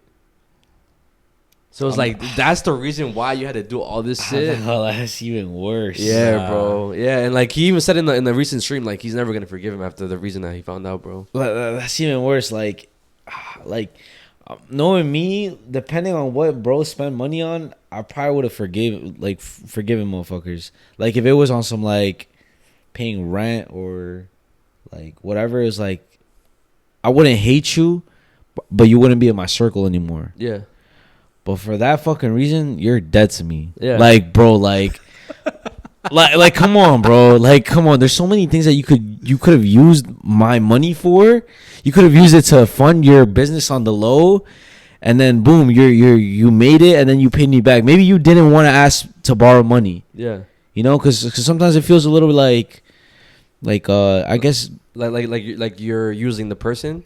That, and also like it could hurt your ego a little bit, you know, like you don't want to seem like you're down and shit, you know. So it's like asking for help could feel a little bad. So if that was the reason, maybe. But honestly, like I wouldn't even feel bad. I feel bad when I asked for like $50 to borrow. Yeah. This guy was stealing $1,000 a day, bro. Yeah. That's a whole different type of ball game of greed. You know, I don't feel bad for him. You know the bullshit he said too in the message. He was like, Rage would never run out of money. Yo, he would never run out of money. I guess he wasn't really his friend then. I guess not, bro. Some people like it's crazy. So you think that saying is true? Keep your friends close, but keep your enemies closer. But in what context would you want to keep your friends close? What you mean? Like, Are your enemies closer, you mean? yeah. Oh, sorry. Why would you keep your enemies close? Like, It's just a saying. I think the saying for that, and the reason why that's a saying, or before we take the shot, let me explain that. Yeah. So the reason why that's a saying is because you're not literally keeping your enemies closer. The reason why people say that is because your friends are really the only ones that could truly hurt you. So an enemy, is an enemy. An enemy will never betray you because you already know where he stands. right. Oh, okay. But a friend has the capacity to destroy you if they want to. Yeah. But you're trusting them and you're giving them everything. You're literally giving them the ability to destroy you. You're saying, this is my red button. If you want to destroy me, here you go. Yeah. I see. So it's like, that's why they say keep your friends close, but keep your enemies closer. Because in all reality, your enemies will never betray you or never hurt you or whatever. And that's in the 40 laws of power and shit. You know, like that. That's the whole. I guess that's why I take a lot of things personally. When people like, I guess, bring me down or act a certain way towards me. I guess one of my like red flags, or like you could call it like my trauma, is that I get really emotional and I get really like aggressive. Yeah. Because like I said, like you hurting somebody is a choice.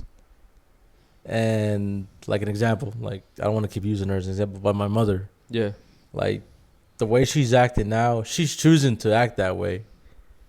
And it hurts more because she wasn't always this way. Mm-hmm. So you're making a conscious decision as an adult to be this person when you know you can't. You know, you've never always been this person. So that's why going back to him is like, why? Yeah. Like, why not just be like that since the beginning, you know? Like he said, like, oh, if you were always going to be a piece of shit, I know where you're coming from. You're always going to be a piece of shit. I don't expect nothing from you. Yeah. But now, like, you switching up on me is like, damn, bro, like, okay, I didn't ask for this shit, but I see how it is. Yeah. Take a shot to that. Fuck the camera. I'm pretty sure it's overheating. Yeah. Maybe I should back the light up a little bit. So at this point, guys, the camera's off because it keeps overheating because of the light being so close to it and it being at its like max power. But in like another 10 minutes or less, it'll come back on. Yeah, maybe like 6 minutes, something like that. Even less than that, bro. Oh, cheers. Yo, I think I feel it. Like I'm feeling my arms like feel like tingly. I feel my head like feeling like lightheaded and shit.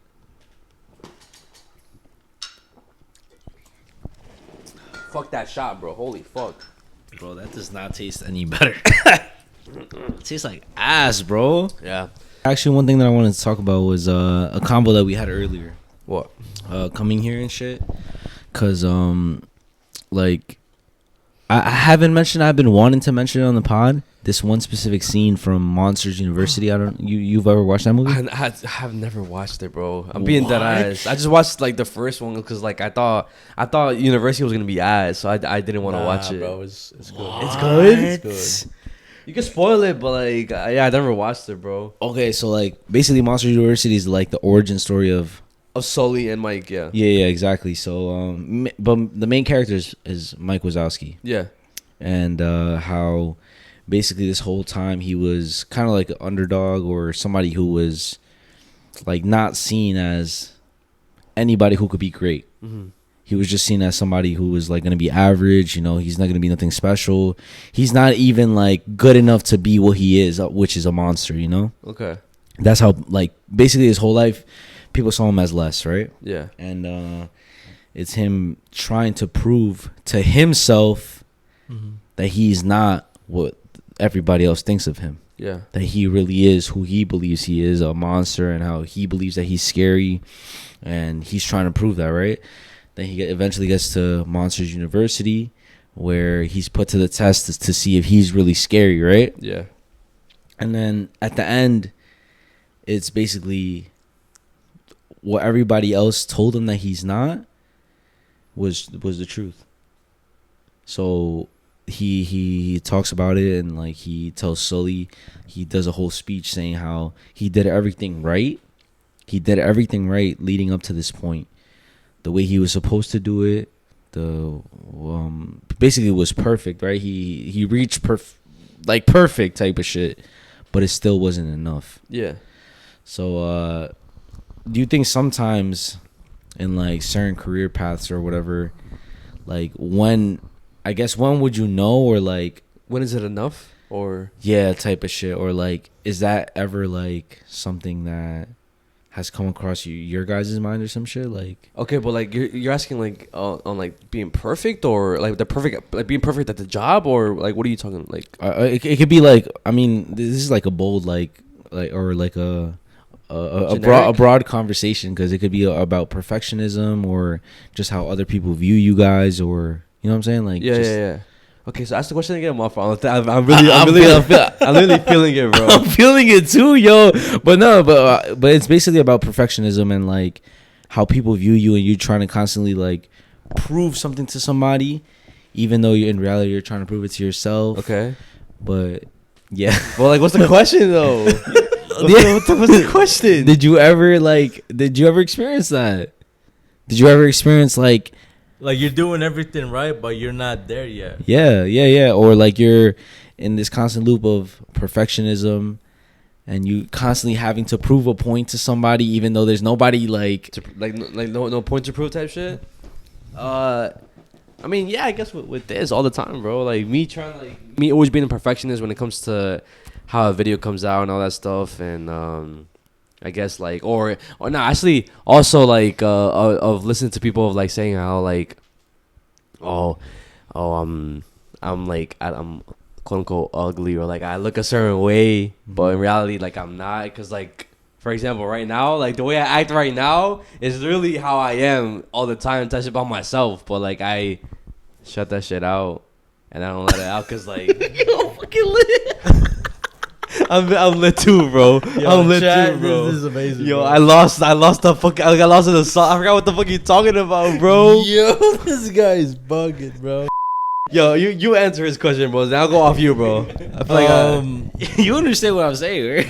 Yeah, I guess that's how I felt coming into like this podcast. Okay, it always goes back to this, that I always want to do right by you, and I want to do right by my brother, because there was a point in time where I was low key like jealous of my brother, like oh shit, what the fuck? The attention he was getting, the things he was accomplishing. Not that I wanted to do it, but it's like, damn, like he's younger than me and he's a lot more successful than me. But then at the same time, it's like he put in the work. Yeah. Like there was times where he would always like write in his book, research stuff, go days and nights going crazy trying to figure it out, not only for himself but for his family. So sorry, I'm literally don't mind me, bro. Just continue. So it's like what are you laughing at? I'm just laughing, bro. I'm just lit right now. I'm fucking happy right now, bro. Bro, I was laughing at the fact that I had a kid. Anyways, go. Don't look at me, bro. Trust. To continue. Going back to Mike Wazowski, and don't look at me either, bro. Deadass. There was a point in time where I felt like right after high school, I needed to figure my life out like really fast. You know, whether going to college. I tried college. I tried being like, you know, a good student or whatever, but I never felt right. What is going on, bro? I'm not laughing at you, bro. I swear. I'm just fucking lit, bro. I told you, don't look at me, bro. I literally said, do not look, because I know you're going to laugh. Yo. Hold on, I'm going to cover my face, bro. This is going to be a 4-hour-long pod, bro. What the fuck? Do not look at me, bro. I told you. What the fuck? Do not look at me, bro. Okay. Continue with that. Let's go, bro. I'll tell you what right am I now. supposed to look at? Look at Ethan. He's talking, bro. Holy fuck, bro. What the fuck? We're only a couple shots in. What the hell's going on? Trust me, just look at Ethan, bro. All right, bro. I'm not gonna be. I'm just covering my face, bro. So like, no one looks at me, bro. Damn, I got lost, bro. Nah, you were saying like that I want to do right by my brother, but most importantly, I want to do right by myself, because for the longest I was doubting myself as a creative, basically as a person. You know, I was raised to be like, you know, like the first in my generation in my household to like do the usual shit, you know, like go to college, get a high paying job, try to be, you know, the mentor for my brother. But I realized that that's all bullshit, you know. A lot of people think that that's the way to go. Like, oh, if you don't succeed in college, get a city job, get a 9 to 5. But it's like, that's not me. For the longest, I always thought that that was my path. As, you know, like, as a person, like, just to be average. And I realized deep down that I'm not average. You know, I'm weird. And weird people make money and become successful. That's how the Wright brothers, you know, when they made the first plane, people thought they were crazy until somebody did it. And this is what my brother brings up all the time, that you're considered crazy, and then when it succeeds, you're a genius out of nowhere.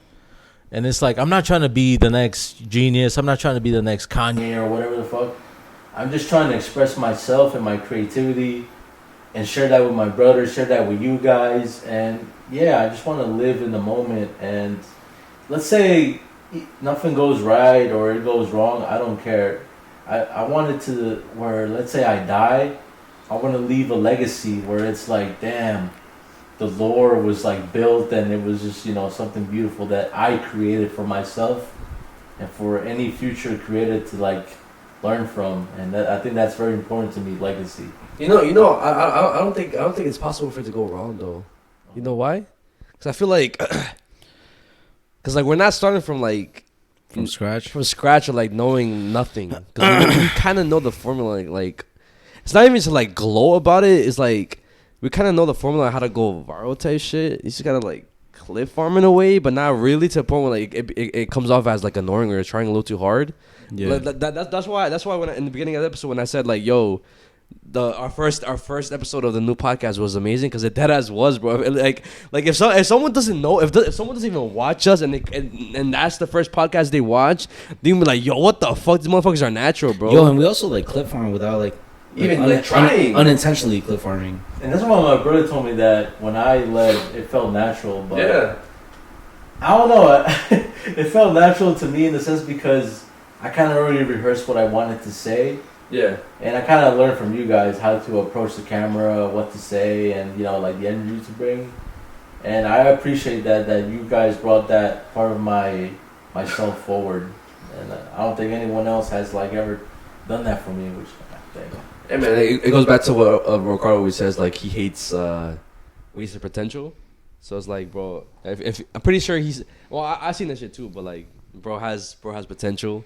Yeah, and like whenever you talk, you like he said, like you could literally talk about anything, and like it's kind of like it sounds like you're saying something out of your ass, but you're not. Like you generally know about this shit, so it's like that's like a talent, bro. Not everybody could do that shit. And also going back to what you were saying, like that's literally what a genius is, because most of the times when it comes to like geniuses, like especially throughout history, it wasn't until like later on that people eventually caught on to their genius, you know? But it's because they're literally geniuses. They're ahead of like regular population and stuff. And I'm not trying to say that we're ahead of anybody, but we were ahead of our mom, for example, you know, or like just our family in general, because they're so stuck in the way of like how it was before and like their thoughts of like the previous generation, you know, you have to do it this way, you have to do it that way, without adapting to like how life is now. You know, this is like, I think I saw a quote. It's hard to have $1 million dreams when your family has never even had $1 million. That's facts. And it's like, it's heartbreaking because it's like there's times where like my mother, she likes to create stuff like with like mocks or like flowers or whatever. Yeah. And it's like you have the talent to do that on your own, but it's like, oh, it's just not gonna happen. How do you know if you never tried? Yeah. And I feel like that like insecurity is embedded in my DNA and his DNA, but what I did is that I dwelled on that too long. Because I like, you know, when you grow up, you always hear that your parents know you and they mean the best for you. It was like, oh, then I trust my mother. Clearly, maybe she thinks I'm not good enough. Maybe I won't do it. But he was the opposite. He didn't listen to that. He followed his own path. Yeah. He decided to act on his own things. And to this day, he proved everybody wrong. I tell everybody this, like, yo, my brother is fucking known around the world. He's fucking UNNOTICED pod. I don't give a fuck what nobody says. He's proving people wrong every single day that he creates stuff, goes to Cali, goes here, goes there. I don't give a fuck what anybody has to say. And till the day I die, I'm gonna fucking be proud of my brother, no matter what he does. And yeah, that's me. That's a good shit. Yeah, it's mad funny how we're like talking about Mike Wazowski. And now we're talking about this shit like because everybody's Mike Wazowski, bro. Everybody, yeah. You know, there's a lot of people out there, talented people that are just afraid to act on it. But this is my message to y'all, people watching in the comments, people that even swiped through this video and like didn't make it this far. Like y'all can do it, bro. Look at me, bro. Even though my brother is a YouTuber, he can put me on here anytime I want, cause yo, I'm cool like that. But y'all can do it, bro. Y'all can start your own pod, talk about anything. It could be about bugs, rocks, boogers. I don't care. I will watch it, bro, because that's how much I know there's talent in everybody. Yeah. And, yo, just act on it, bro. And that's, like, the main lesson about the whole Mike Wazowski shit, because in the movie, obviously, it ends up being that what everybody else thought of him, that wasn't him. But what he actually was way better than what everybody else wanted him to be, or what he was supposed to be. Yeah. So like in all reality, that's like everybody, you know what I mean? Like not we don't all fit in this square mold like how we have to be, or you know what I'm saying, you have to be this way, you have to talk this way, you have to act that way. Everybody has their own way of being their genius or their special, you know what I'm saying? So it's like embodying that and like accepting yourself, you know, that's what it is, accepting yourself and knowing who you are and shit, and how eventually you will like create something amazing from that. I guess I think I wanted to talk about is that I'm very excited to be part of this universe, like officially now. Yo, what the fuck? Why are you saying universe? Like this shit's like some Avengers, like yes, multiverse, bro. Like I feel like I am the catalyst for, I guess, future shows y'all will have with other people. Maybe y'all want to have like a scary segment with Greg because he's good with like telling stories. Maybe you'll have different guests for like different views, different opinions on what y'all believe in. But yeah, I'm very excited that hanging around you guys is what I needed to basically like elevate yourself and tap into like my creativity, because when I'm at my work, all I'm surrounded by is like, you know, like miserable people, negative people that are okay with being average. Yeah. And it's like, I'm not living an average life. Thanks to my brother. Like every now and then when we go out, whether it's to a club, go out to eat or whatever, some shit always happens. And not gonna lie, like I felt like a celebrity when we went to the club after the Knicks. Really? And not to be on some ego shit. I like that. Okay, yeah. I like that. Like that was like your first taste of like how it would feel, I guess, right? Yeah, because like one of my things that was on my bucket list for a while is to see if my brother or you got recognized. Mostly my brother. Yeah. And it's amazing. It happened already, right? It happened so many times. But it happened that day. Okay. They're like, literally whenever we you're left Ricardo, the podcast, you're George, the podcast. They're like, wow, this is just like an amazing feeling. The amount of support you guys get, and it's like, maybe that's what I need. I need to surround myself with like-minded people that, even though they sound crazy, it's like, yo, we're gonna be popular, we're gonna be rich. Cause how y'all talk about like being like supportive, being like, you know, like that mentality, I bring that to the coworkers I have now. Cause they have talents too, and I'm like, yo, bring that shit forward, make a TikTok, make a podcast, or like start a YouTube, and they're like, nah, I can't do it, this and that. It's like, why not? Take it from me, bro. Like, I'm an average dude. If I'm telling you could do it, you could definitely do it. Yeah. I'm doing that with you guys, and so why can't y'all do it? And it's always like, it saddens me to see so many talented people be like confined to like the norms of society. Like, you need to get a regular ass job, make a family, or like settle for less.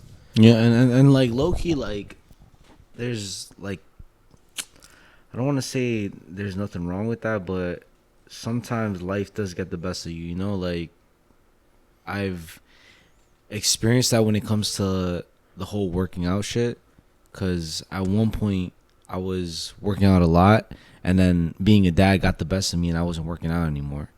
And so that could like be tied into like the whole like them not pursuing their dream or not pursuing their like dream career, because life is stressful, and sometimes it dead ass kicks your ass. It's true. And you don't have the right support system to like get you out of it. You know, it's a lot of people trying to tell you like, nah, go do the safe route. You know what I mean? And it obviously feels like the most secure thing to do. So, like, they have no choice. You know, they have no choice but to go that route. Unfortunately, you know what I mean. So, and it's crazy. So do you believe that having the right people around you, or even the wrong people around you, could affect you in a way? Like before I die, I want to tell everybody that I lived this crazy ass life, that I went to this, I did that. And I think that that's like my biggest thing, and my biggest goal is before I die is to leave like a legacy, to be like, yo, you remember him? He used to do this crazy shit, or remember what he was talking about? I want to be remembered. Not on like some Alexander the Great type shit, but I want to be like talked about for at least a few years, whether it's by your kids, like by within you, the family and shit, or by George. Is like, I want to be remembered by something. And yeah, that's like, I guess, my goal. But yeah, guys, that does conclude our Yappuccino segment. Hope you guys enjoyed. Before I do end that shit, I just want to say shout out to the security guard at Tacos La 36. That's where I went to go see the Mexico versus Ecuador game. I literally was there as I came down to the dance floor. He was like, "Yo, Unnoticed gang?" And I was like, "Nah, what the no fuck? way." Security guard, bro, deadass. So shout out to I didn't get your name, bro. I'm sorry, but if you're watching this, shout out to you. I also got recognized at the spot that I went to go watch the Mexico game. Deadass? Yeah. Do you remember their name? I don't remember their name. I'm sorry, bro. But he literally sat in the row in front of me, and like as they were walking, there was like some young kids and shit. They're like, "Yo, Willie, yo," and then he was like, "Yo, Ricardo, yo, I literally watch you every day, bro. Like, or like I watch you like to get me through like work and shit." Yeah. But shout out to you, bro. If I see you again, I'm gonna remember you. Shout out to you guys for showing love to us in public. I fucking love that shit. Keep doing it. I'll never be a dickhead. I'll never deny a photo or if you want a photo or whatever, it doesn't matter. But that does conclude our Yappuccino segment. Hope you guys enjoyed. And also like we're also stupid shit right now because we are like 6-7 shots in. I don't know. You guys could like have a count in the comments. I forgot. I lost track. But stay tuned for your favorite segment. Oh no, it's going dark. With that being said, get your snacks, get your blankets, get your headphones, turn up the lights, get comfortable, get your cutter buddy, and enjoy the show.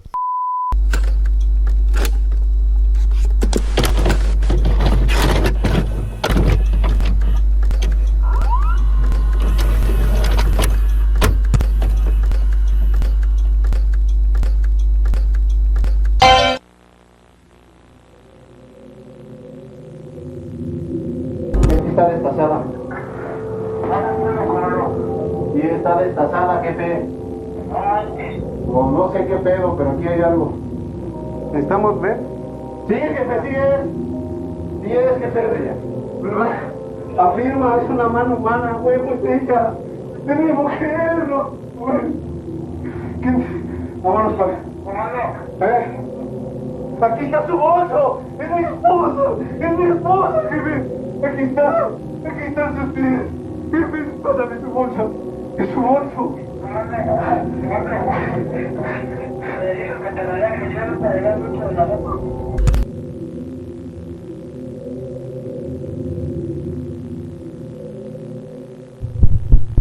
So the first thing I'm going to talk about today is a case that happens in Mexico, which is a very disturbing case. And it's the case of El Caníbal, the cannibal, de Iztapan. Okay. And the way this case started, right, was back in May 2021. So this lady by the name of Reina Gonzalez, right, she was a business owner, and she was going to go get merchandise for her business, right? And she knew this guy in the pueblo who was basically like known to have some good prices when it came to like produce and a lot of stuff for stock. And his name was Andres Filomeno, right? Okay. So she went to this guy and she was like, you know what? I'm going to get some good prices. Let me go to him. He's 72 years old. So he kind of has like some skin in the game. He knows like, he basically like has a lot of experience when it comes to these types of things, right? So she goes to him, but she ends up never coming back.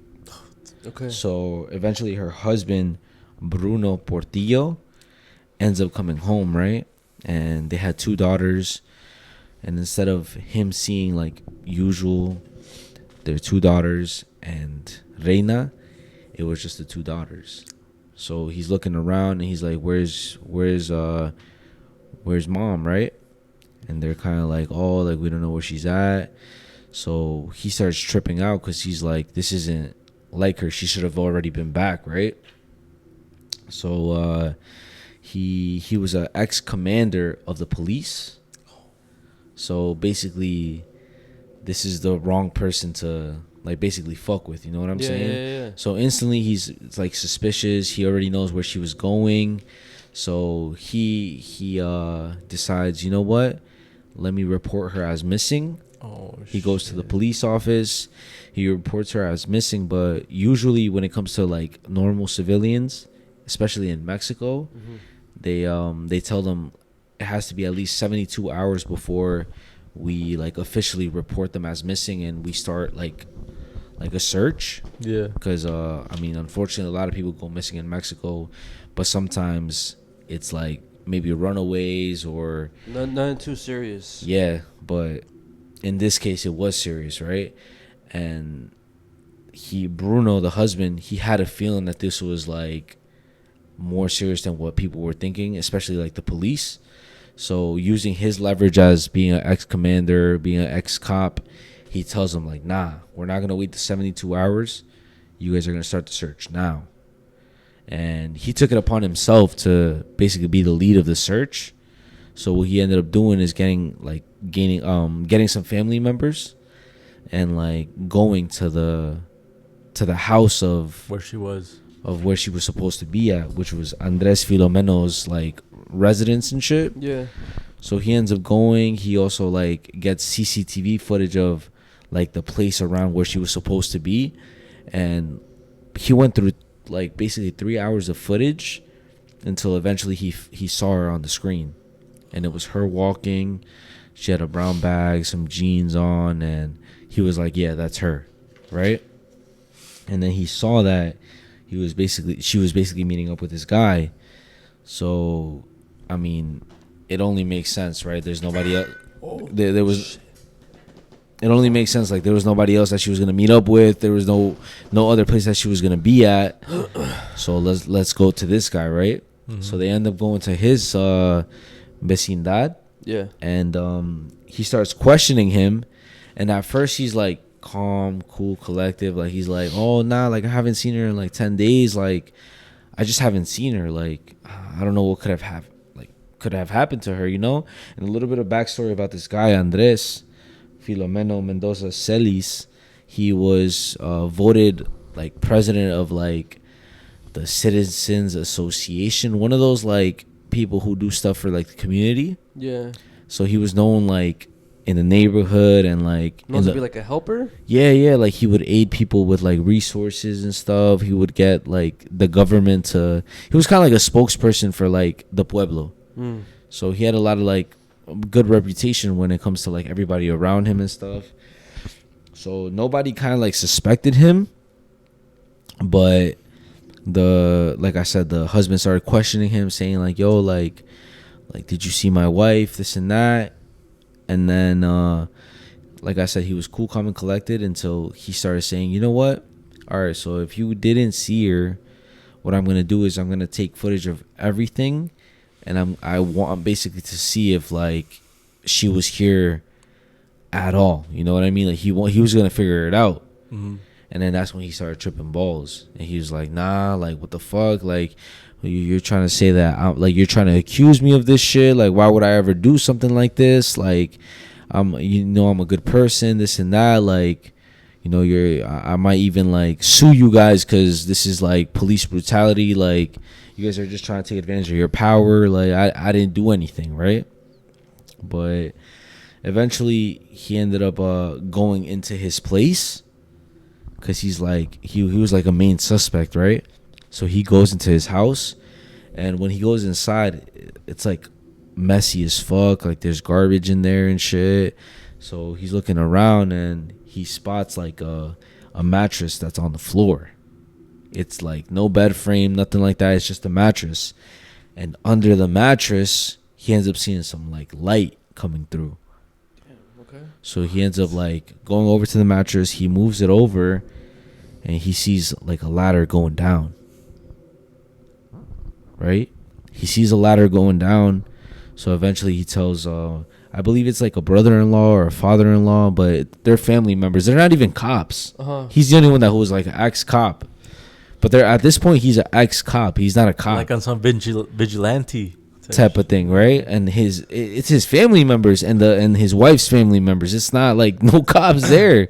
So he takes it upon himself to go down, and that's when this call happens. What the fuck? So he ends up calling the chief of the police station, and he ends up saying this. Aquí está destazada. Sí, está destazada, jefe.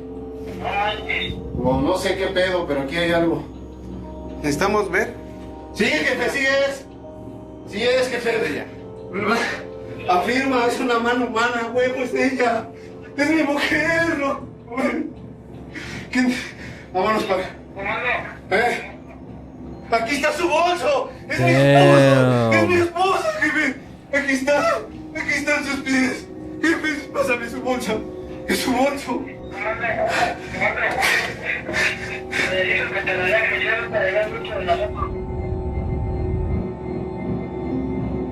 Damn, imagine finding your wife like that, bro.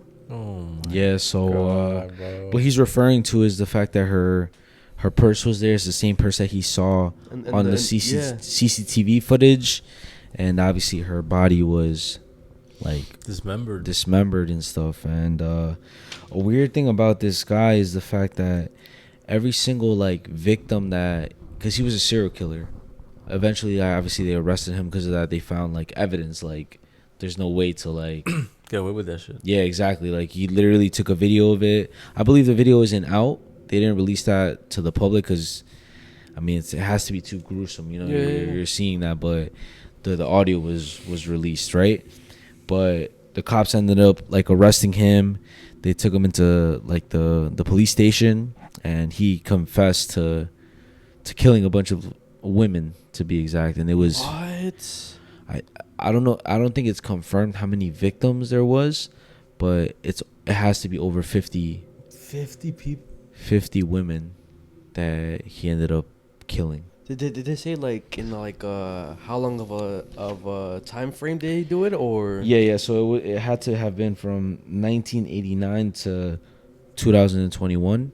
God damn, that's a long ass time, bro. Yeah, and like the weirdest part about him is the fact that he would take record and like archive every single like victim. Like a trophy? Yeah, kind of like a trophy. So he would write down the date, he would write down the age, he would write down the time, he would write down the weight for each organ that this person had. So like he would write it in his notes like, oh, the heart, this amount of pounds, the liver, this amount of pounds. Like, yeah, he was doing that to every single victim that he had. And then in his room, he would like surgically remove their like faces and keep them in his room like as trophies. That's like some Joker shit, bro. And he would also have like a bunch of pictures like lined up of all his victims and stuff. Like he was literally archiving and writing down everything that he was doing. En la garganta y después de eso las seccionamos. Esto que estamos viendo, Paco, son imágenes de fotografías Polaroid. Después de asesinarlas, las fotografiaba así. Llevaba el registro de cada uno de sus crímenes. Todas esas fotografías son de víctimas que les quitó la vida. Les tomó esas fotografías después de asesinarlas, anotó ese registro que les estamos mostrando, y después lo puso a grabar todo lo que hacía. Qué locura, o sea, realmente yo le digo el Hannibal Lecter de Atizapán, pero Hannibal Lecter estaba bastante menos loco que este señor. Y ahí están, todas estas fotografías son de sus crímenes. Los videos de las autoridades están trabajando en ellos para poder analizarlos. Pero estamos hablando de que durante 20 años estuvo asesinando personas. Ahí se hallaron, Paco, 12 teléfonos celulares, 12 chips, 28 videos de pequeña cámara, que es precisamente con lo que grababa, un video VHS. Mostremos que era la casa al principio, ahora ya es el patio que está quedando así. Lo que están haciendo ahí los peritos es precisamente sacar un cráneo completo de lo que era el patio de la casa. ¿Cuánto tiempo llevaba operando este señor con ese tipo de...? Él habla de más de 2 décadas. Lo que les mostramos hace rato en la libreta era un homicidio de 1994. Estamos hablando de hace 28 años.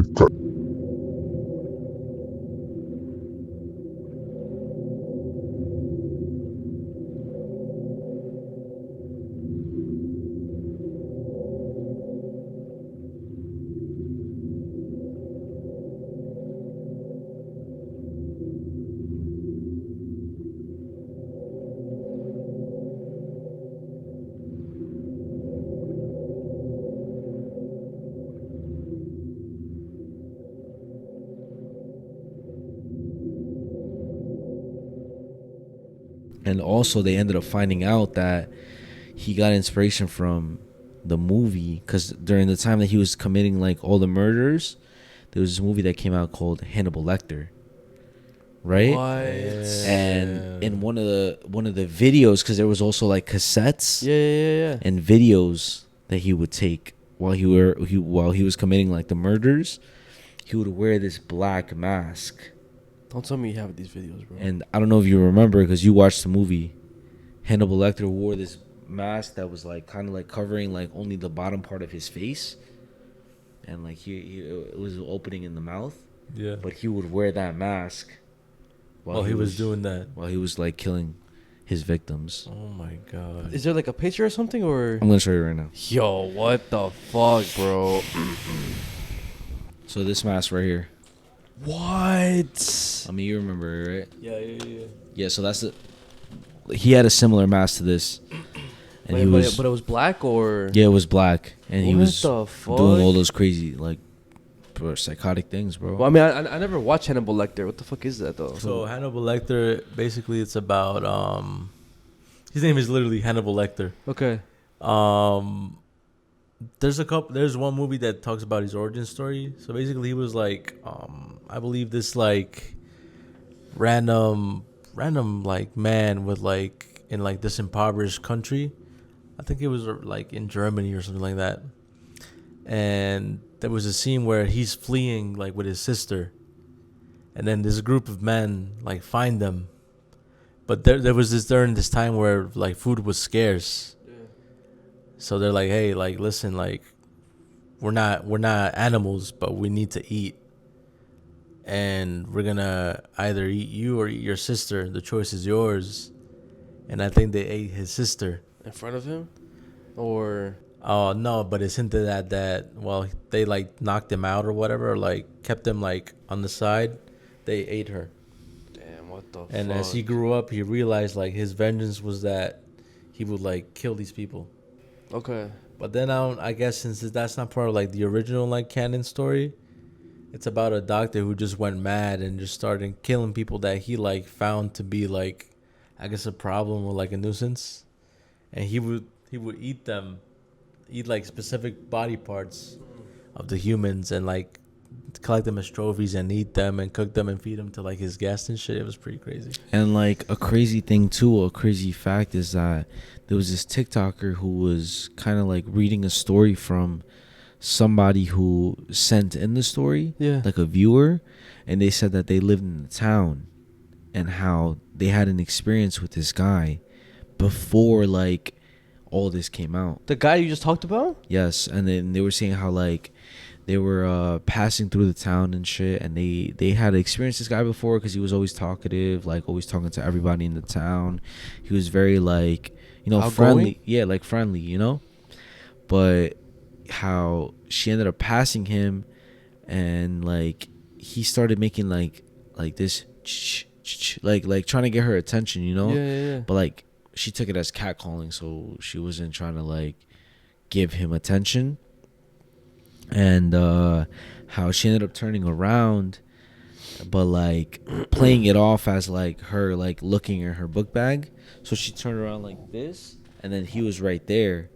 Yo, what? And how he approached her and ended up like offering her like some sort of meat how he said that he went to his pueblo, and how they had just recently like killed a pig.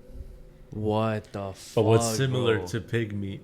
Human meat. Human meat. And how like he was going around offering everybody in the town. Damn, so like low key, there was a lot of people that probably ate his victims' meat without even knowing it, because of like if he's labeling it as pork, pig meat, motherfuckers are not gonna know the difference. Dude, that's fucking weird, bro. That's what I'm saying. And then I'm gonna show you a couple of videos of like how like the spot looked. Okay. But it's pretty fucking disturbing. So would you kind of say like this is like the Mexican Hannibal Lecter, or basically this is basically the Mexican Hannibal Lecter?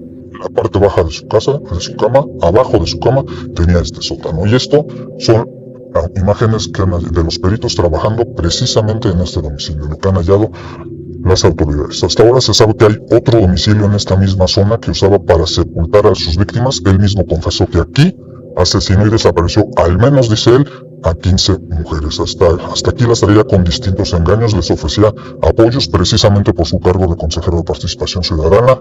A algunas mujeres les ofrecía rentarles un cuarto, a otras les prometía ayudarles a conseguir trabajo.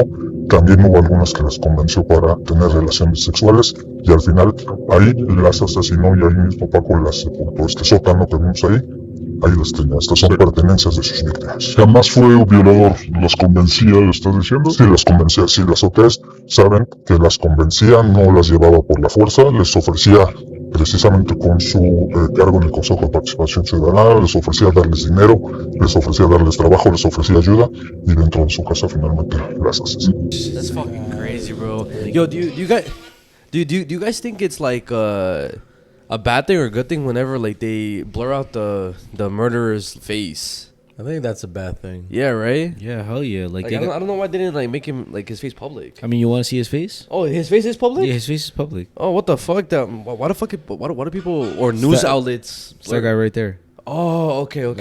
Yeah, he gives me that vibe, bro. Yeah, right. Fucking weird ass. You know what that looking reminded me of though? Because I don't know if you talked about it or I talked about it, but we talked about it on the podcast. It was it was a Mujer Casos de la Vida Real episode. Whenever the lady Mujer la muerte es vecina. Yeah, the neighbor, she invited the mom over to, or the guy's wife over to the house because she was like a doctor, and then she ended up killing the mother/wife, dismember her body, and then towards the end of the episode, the father, the husband, ends up finding, ends up seeing the wife's dismembered body in the episode, and he screamed just like in that phone call, bro. Oh wait, that's not what I thought you were talking about. What are we talking about? I thought you were talking about the lady who was like selling tamales. Oh no, that was made of human meat, because there was a comment of somebody. I don't know if this is like a fact, about how allegedly he sold tamales. Nah. Speaking about selling tamales, that goes to like that movie, the Sweeney Todd Demon Barber. What the fuck is that? Oh my gosh, yes. What the fuck is that? You never heard of Sweeney Todd? No. So he used to be, well, in the movie, right, or whatever, in that universe, he used to be a barber of like renowned prestige, to be like the best barber, like I think it was in England. Yeah. Like everybody, if you went to this guy, you would get like the fresh cut, the fresh fade, whatever. His skill was unmatched. Yeah. Like the best shave with like a straight edge razor. Yeah. Okay. And then this judge wanted like his wife, like the barber's wife, like he was obsessed with her. So since he was a judge, he had this power and like falsely accused him of crimes, and they sent him like away from England, like in exile, to like work in like the mines and shit. So while he like, you know, like basically made his way with his wife, drove her insane. Eventually, it's into that she killed herself. Yeah. He came back, but he was no longer the same man that left. He was crazy. He became like obsessed with the man like he wanted to kill. But he never had the chance. So then he met this woman called Mrs. Lovett, who owned a meat pie shop below where he used to work as a barber. Yeah. And she's like, I remember you used to be that barber that everyone like talked about. So she brings out like this case of like blades of silver, and then he starts to basically embody like his barber, like ego again. Watch. But the twist is, before he wants to kill the judge, he realizes that the world is like full of like bad people. Yeah. And since they're full of bad people, nobody's really gonna miss them. Whether like you're rich or poor, you're a piece of shit, and you deserve nothing but death. So he started killing people left and right. And he's basically like, in a way, like the hand of death to give these people what they deserve. Like he's vengeance embodied. Like, yes, that's what he ends up becoming. So every time he kills somebody, the body would fall from like the second floor to the first floor into the basement. Yeah. And then she would cook them up and grind them. Like that was the furnace room. Like the furnace room, and then they would bake the people and serve them as pies, and then her business was booming. Meat pies. What the Which fuck, is crazy, bro? because in I don't know if you could pull up on your phone. It's the movie's like a musical. Here. But they basically describe the type of pies they're gonna make. But they're meat pies. Like, talking about, like, all right, dumbass question, but you're talking about, like, actual, like, pies, talking about, like, pizza pies. Okay, just making sure, bro. Like an apple pie, pumpkin pie. Okay. They literally have that shape, but Okay. instead of, like, the apple pie filling It's or meat? It's meat. Okay. Seems a downright shock. Wait, is this the actress that plays Bellatrix? Yes. What the fuck? And that's Johnny Depp. So basically, right now they're talking about a business opportunity. Okay. If you want, you can fast forward a little bit. She starts to describe the pie she's gonna make, but what she's describing is the people that she's gonna make them from. Oh yeah, I know what you're talking about. I'll just let it play out, bro. Okay. What, Mr. Todd? Mr. Todd? What is that sound? Those crunching noises pervading the air. Yes, Mr. Todd.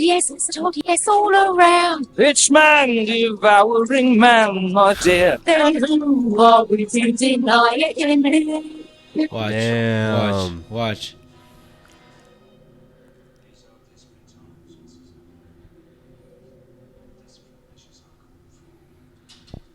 Here we are. Popped out of the oven. What is that? It's priest. Have a little priest. Is it really good? So it's too good, at least. Then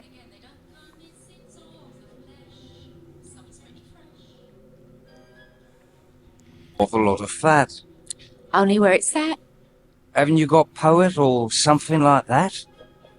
No, you see, the trouble with poets is how do you know it's deceived? Damn, yo. Picking his next, like the next victim and shit. Yeah. Lawyer's rather nice. If it's for a price. Order something else so to follow, since no one should swallow it twice. Anything that's lean? Well, then, if you're British and loyal, you might enjoy Royal Marine. Then they're literally like looking outside to see yo, all right, yo, like I'm like who would sell the best or who would taste the best type shit, bro. That's fucking crazy, bro. And it's crazy how like it being the musical, can you just and just check that to make sure.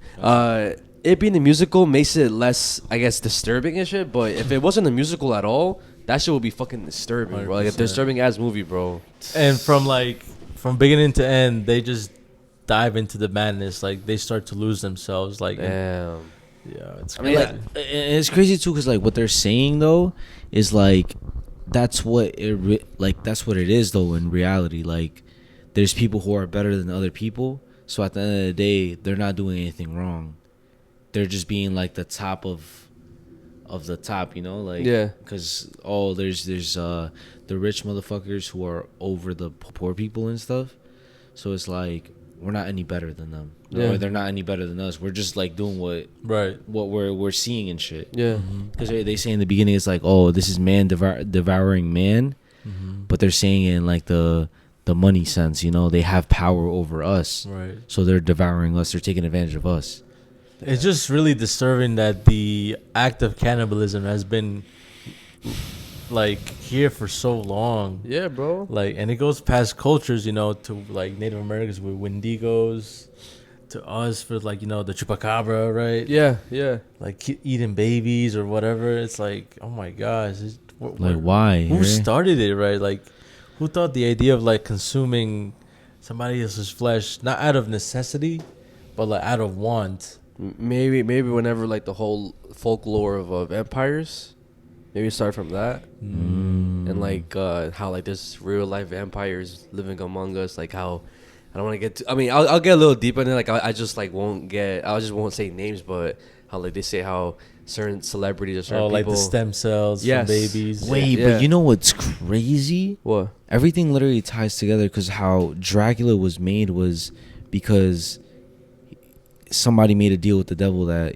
all right, I want to live forever. Yeah. So the devil was like, bet you're gonna live forever, but with a price that you're gonna basically forever, for eternity, consume other people's blood. Damn, that's fucked. Like kind of giving him souls. Yeah. So it's like if you kind of tie that to the whole like conspiracy, is like, yes, you're gonna have you know, like the fountain of youth, eternal glory, also like money and shit, but power. But it comes with a price. Yeah, your soul. And also it's like a religious thing. Like I think in the movie Ravenous, going back to the cannibalism, they basically one of the Native American characters is telling the story about the Wendigo, about like human greed and stuff, and it's like somebody was like, basically, I think it's BS, it's not true, but he's like, every Sunday you guys eat the body of Christ and take his blood. How is that any different from like somebody eating like another person? Like there's like religious like ties to it too. Damn, I didn't even know that. I'm gonna move on to something like, I guess you could say scary and shit. You guys could take it how it is, if it's real or fake, but it's pretty convincing to me. But before I get to like a video, basically back a couple like 9 months ago in Mexico City, there was a big ass explosion that happened where like a oil truck or a gas truck, whatever, it had like tipped over and then it exploded, right? And then it caused like a bunch of like smoke to surround this highway overpass. And a lot of witnesses that saw the explosion say that they seen like shadow figures appear in the smoke. And then a lot of people started saying how those are like the lost souls, or a bunch of lost souls that have died in Mexico City. Because like, I mean, it's kind of known how like a lot of people do die in Mexico, whether that's like gang related or anything like that. But I want to show you that first, like just the explosion, and then I'll get into something else real quick. You know what I find scary? Because like sometimes like before tragic events, like they it could also be just like us making an image out of like nothing, but they say that before tragic events, like the image of death appears, because it's like foreshadowing like the crazy shit that's about to happen. Or not even just that.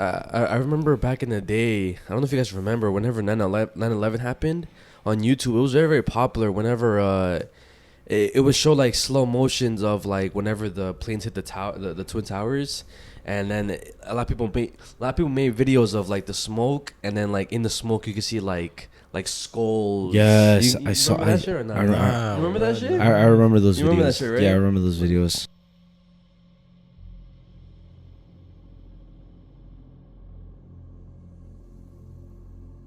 Was so a lot of people say that they saw a bunch of shadow figures in the smoke. Yeah.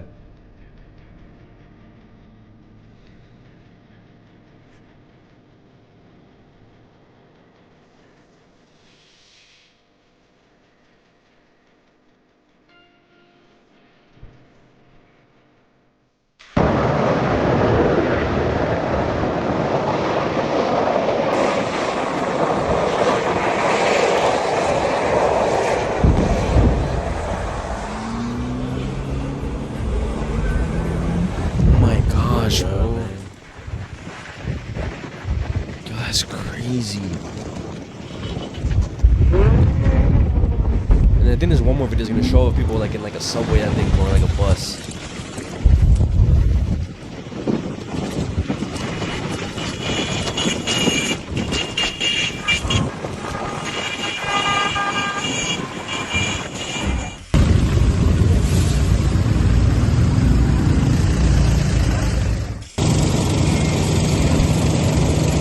So 9 months after this, right, there was this guy, right, who he was driving like one of those like motorbikes, like the mopeds, right?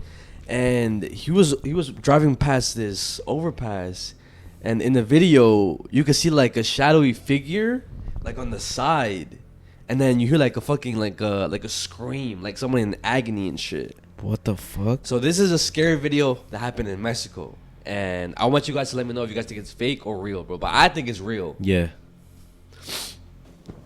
So I want your reaction first, and then I'll show him. All right. Because it's like you can't really see it. Yeah, you can't really see it.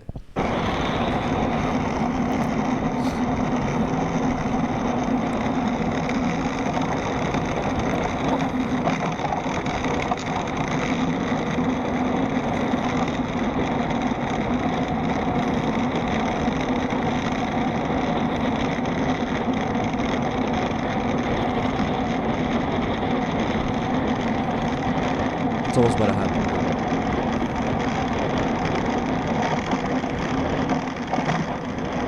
Look right there. What the fuck was that, bro? Right there, you saw it? That white figure? Yeah. Hold on, I'm gonna try to pause it. Right there. But that's on his that's on his moped. Yo, what the fuck? The scream is like the scariest part, bro. You're looking at like the right side.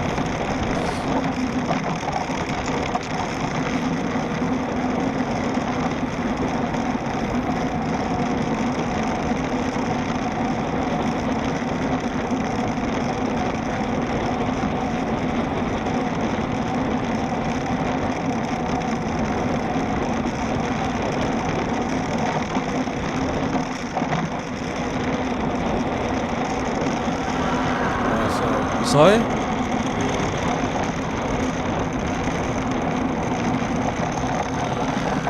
Yo, what the fuck is that scream though? And like when you hear when you hear with your headphones, cause like I know some people can literally edit shit and like edit like a voice, but it literally sounds like it's coming from the background, cause like you hear it like it fades shit. away. Yeah.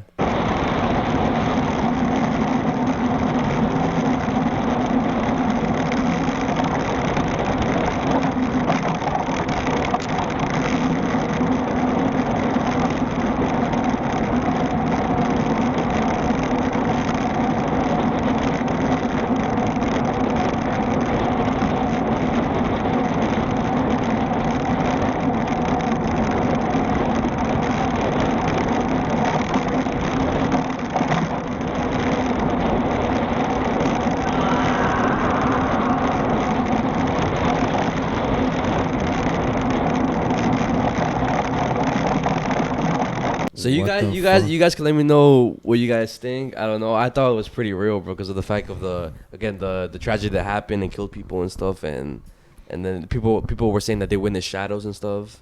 I feel like I don't see how you could like edit that to. I mean, you could edit it, but yeah, I was gonna say you could edit, but at the same time, it's like, why would somebody? It goes back to the same argument that we always have. Why would somebody feel the need to edit a video just to like, for hoping like that it goes viral or whatever? Like, you know what I mean? What do you think?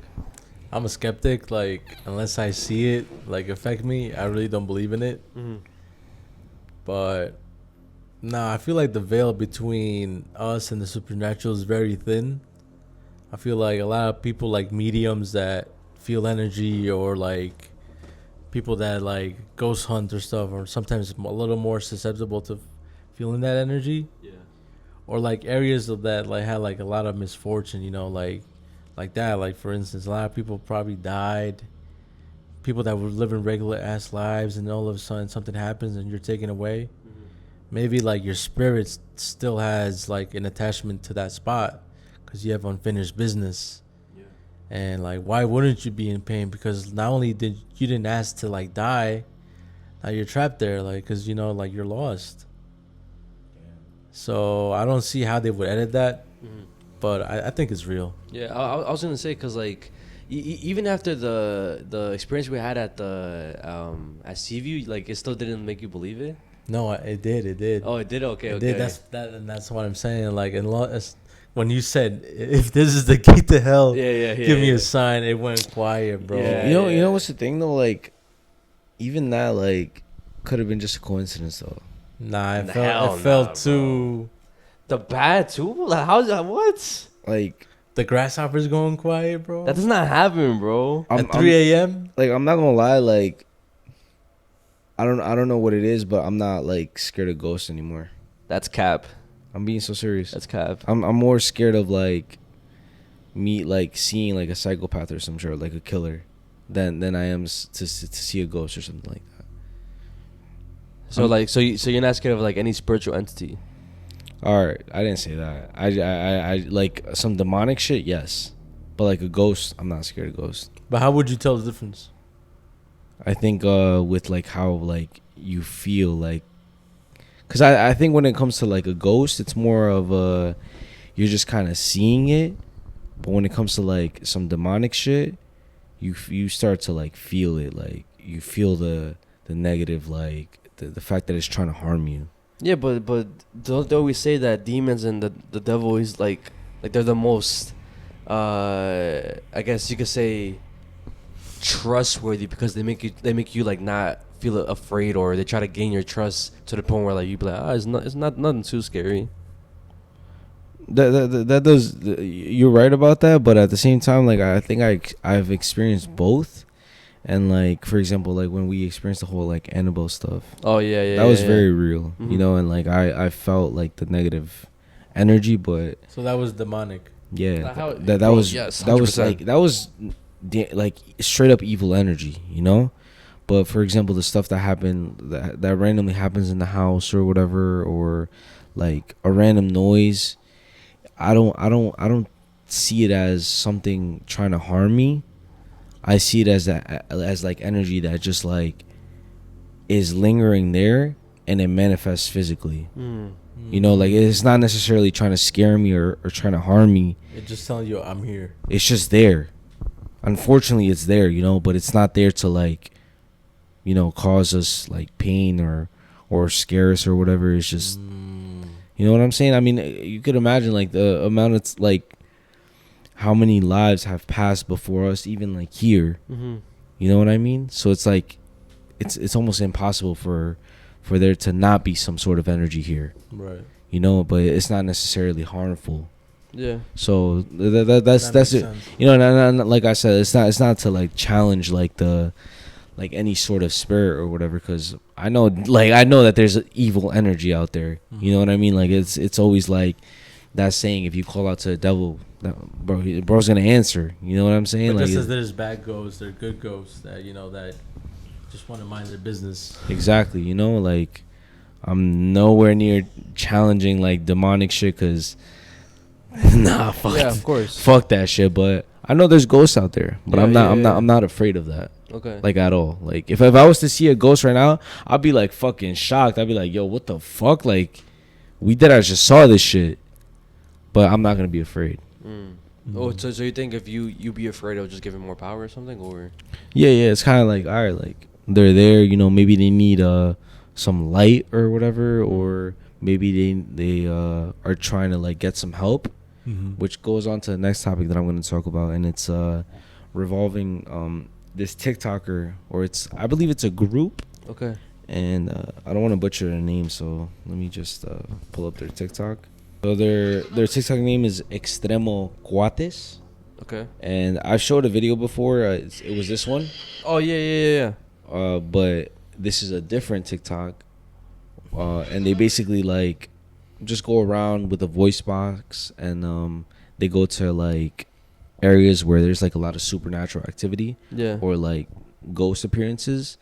And they use the voice box and they start asking questions. And this is kind of similar to like what you just showed, because this person ends up talking about how they tragically died. Okay. ¿Cuál es su nombre?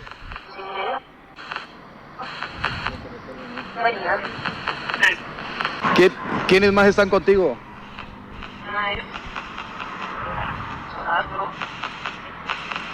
There's 4.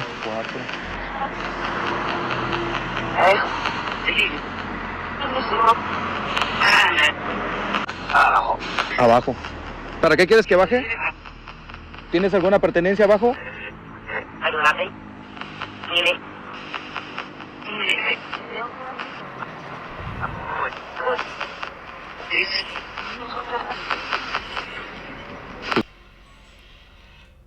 You heard?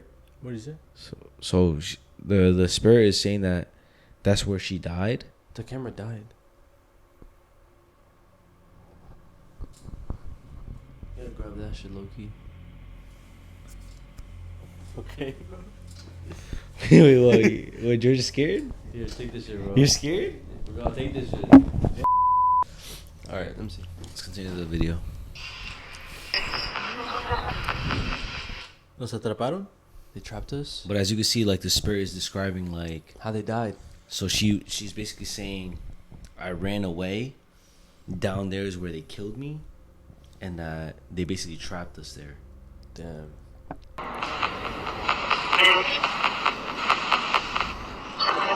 What is that?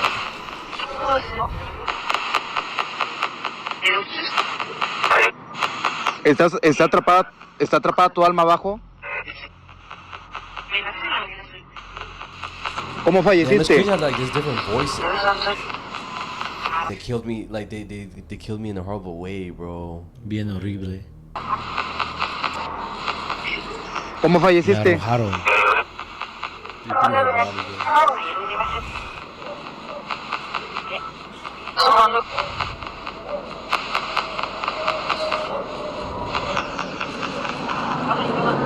Damn, like does I like when I see shit like this, it's like they ain't even scary. It was fucking sad, bro. Yeah. Like people like who tragically pass away like that, and like they're just trapped like in what's the limbo? Yes. Like what the fuck? Like imagine having a horrible death and not being able to cross to either side. Yeah, like there's no like you don't have peace. Yeah, bro. You're just constantly there. Maybe like again, I obviously wouldn't know how it would feel, but what I imagine like limbo is like maybe you're just low key, remembering how you died constantly, bro. Like maybe they say that how it is in hell because like you're in constant pain, but maybe in limbo you're just like you're sad because you keep remembering how you died, bro. And like you can't cross over. Fuck, bro. Yeah, bro. Or like I said, like unfinished business. Like yeah. You know, it was probably a regular day for them, and this unfortunately happened. It's like I wasn't done living. You know? I still had a lot to live for, a lot to accomplish, and for that to be taken away from you is like, damn, like you know this like this goes into like a whole different conversation. But as of recently, like not that I've been afraid of death, but that's low-key why like I've been doing the things that I do in my life, trying to like just like live my life to the fullest and just do whatever the fuck I want to do, cause bro, death is always close by. You never know when it's gonna be your last day, and why not choose to spend your last days doing what you want to do and have no regrets, bro. Yeah, but like that's really been my mindset recently, bro. No, same. I know what you mean, and also like going back to the video though. Yeah. Like we don't even know if they actually died there or if their body was just disposed there. Mm. You know, because she did say like, "Oh, we ran away," and then like they threw me there, but maybe obviously they can't like make full sentences or like have a whole conversation, but maybe like they passed away somewhere else, a horrible death somewhere else, but their body was just thrown there and like disposed there because nobody was gonna be able to find it there. Yeah. You know, it kind of goes into my next topic, but like not really. But I'm gonna ask you guys a question. Like, do you guys fear whenever you guys get older, that you're gonna be like bedridden? Bro is afraid of that so bad, bro. Bro is afraid to get old. Really? Yeah. I feel like, I guess one besides being bedridden is forgetting who I am or like those around me. Okay, yeah, like Alzheimer's or whatever. Like, I don't know what it is, but I hate the idea that I will be old one day. That whether I'll be bedridden, weak, I'll forget people, and it's just sad, you know, the idea that every time we get a birthday or every year goes by, we're closer to that point where we will no longer be who we were, like our prime, you could say. Yeah. And yeah, it's just sad, bro. Like, damn, like I don't wanna die. I don't wanna get old, but at the same time, I came to the conclusion that it's a part of my life, and I try not let it get to me as much.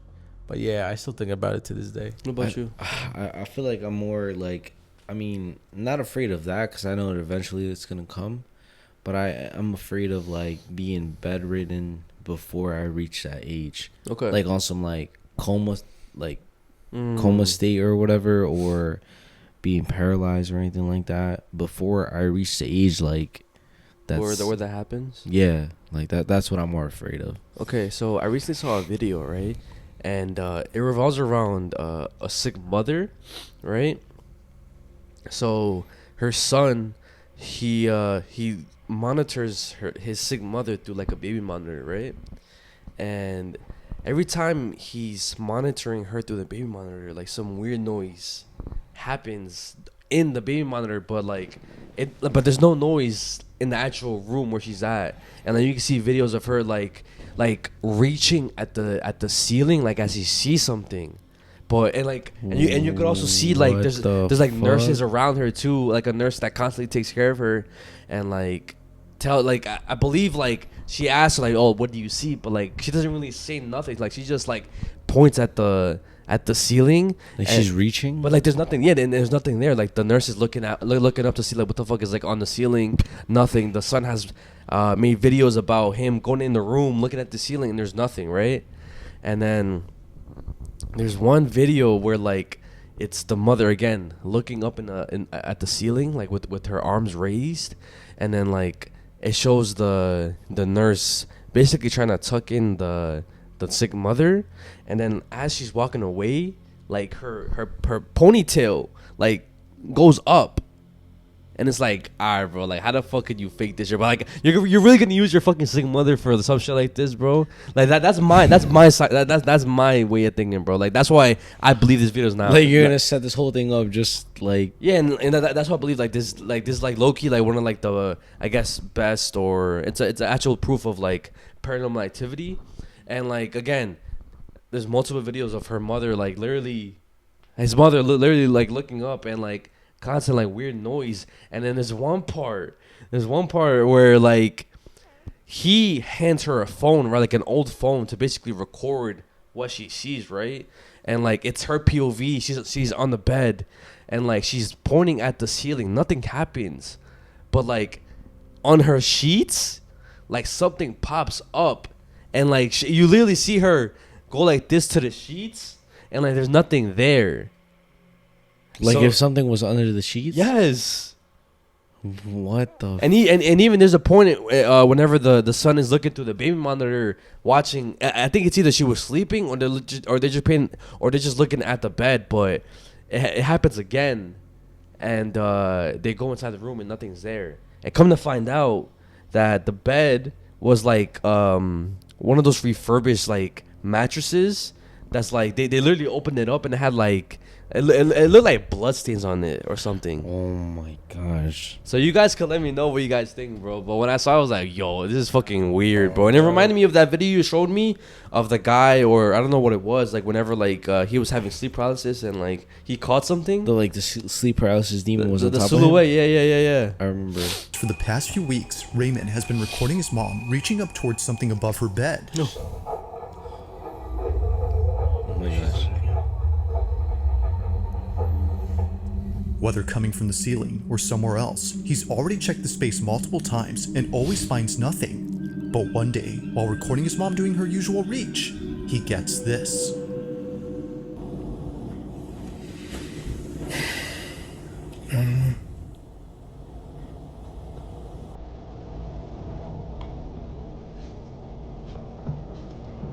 Wait for it. I don't understand.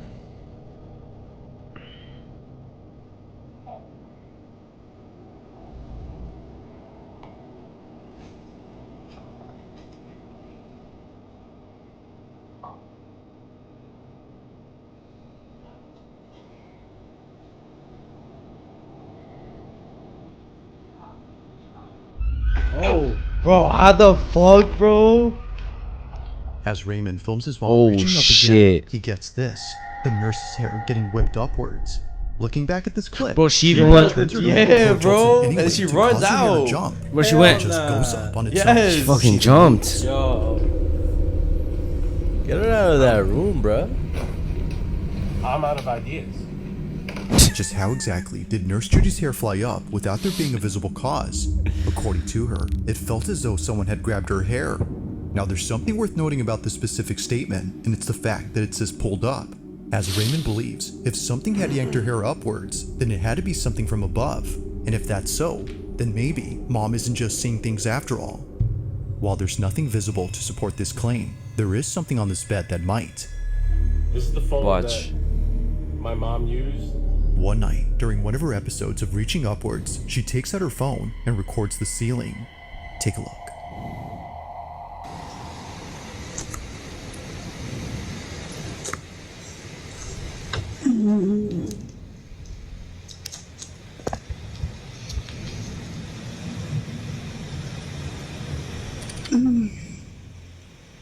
Watch the bed after. Watch.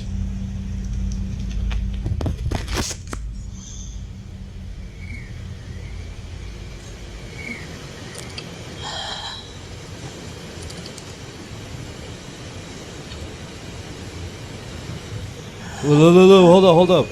There's no cuts.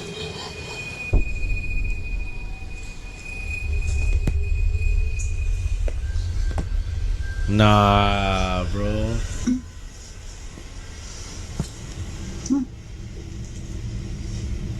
Nah. And then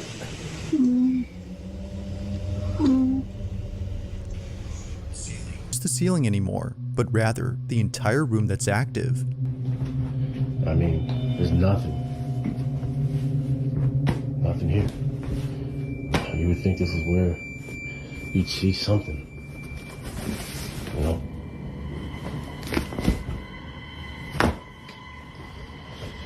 And underneath the bed is just supplies. Now, after checking all around and posting this video, someone suggested that he cut open the mattress to see if there was something inside that made the bulge. To Raymond, this didn't seem like a good idea. He wasn't going to ruin his mom's mattress just to find nothing inside. But eventually, after getting her a new one because of this video, and seeing that it's already falling apart from its underside, he figured, why not give it a try now? It goes without saying, but what he finds terrified him. Alright, so this is the bed. We're gonna take a look in. The new mattresses just came in. Okay. Like she.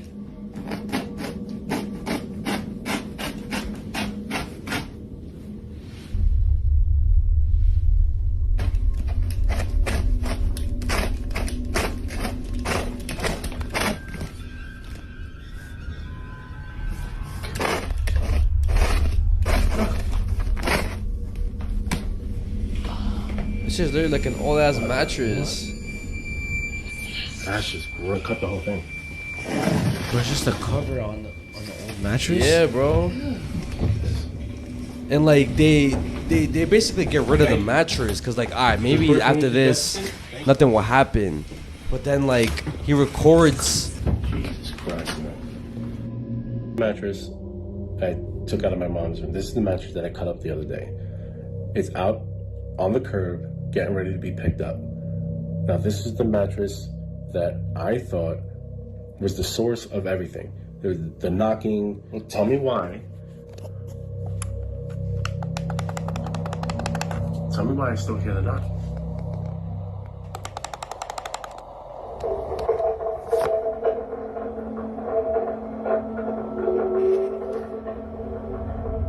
Thinking that the bed had been the culprit this whole time, he was ticked off to see that it was still happening.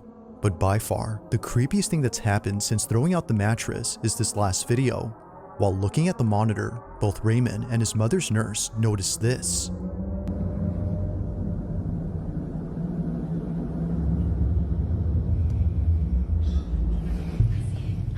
Oh my god, I see it. It's like it's moving. And like they literally go inside the room and like they see nothing. And like I said, like all like he showed it. All that's under the bed is the fucking supplies and shit. Yo, what the hell? But yeah, bro. I mean, like I said, bro. Like imagine being bedridden. You can't like, and you're seeing something, and then you can't really explain to like your fucking son or your whoever what the fuck you're seeing, bro. And like they capture that shit. Yeah, there's literally no explanation to it. For me, the craziest part was the nurse with the hair, and then like whenever the mother was recording herself. Oh my god. Yeah, bro. Bruh. How would you guys react if I saw that? Yeah. Imagine right now, like you're sleeping and shit, and then I see that shit, and like like on your blanket, like there's something under. I'm running out the fucking room. I'm going upstairs, bro. You? How would you react? I'm fucking dipping, bro. I'm going out the window, bro. Bro's leaving the fucking house, bro. Yeah, no. I'll move on to my next topic, but the next thing I'm gonna talk about is so previously, like I think it was 2 episodes ago, you talked about the back rooms when it comes to SpongeBob. Yeah. So there's this other episode that reminds me a lot of like Liminal Spaces and specifically the back rooms of SpongeBob. In SpongeBob. So this was Liminal Spaces before Liminal Spaces was even a thing. Damn, what the fuck? This episode came out way before that. Okay. And it was a SpongeBob episode, right? And it was this episode called right here. I'm gonna pull it up right now. It's called Squidward in Clarinet Land. Squidward in Clarinet Land. And I don't know if you guys remember that episode, Nah. but it's this right here. Oh, what? Oh, I remember this shit actually. And he's constantly trying to find SpongeBob, but like he doesn't.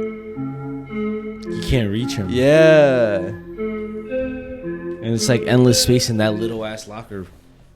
Yo, what the fuck? I fucking remember that. Yo, how the fuck do I not remember that shit, bro? That's what I'm saying, but like I guess it goes back to like the back rooms and stuff. Like yeah. How scary it could actually be, and it's not because like there's anything like necessarily scary in there, but it's more like imagine an endless like loop of the same thing. You know what I mean? Like imagine right now this area turned into the back rooms and stuff, and then we keep seeing your basement on repeat, on repeat, on repeat, on repeat, on repeat, and there's no way out. And you know there's a town that's actually real like that, right? What? Yeah, like there's I'm not sure where it is, but there was this YouTuber who ended up going to this town where all the houses are the same.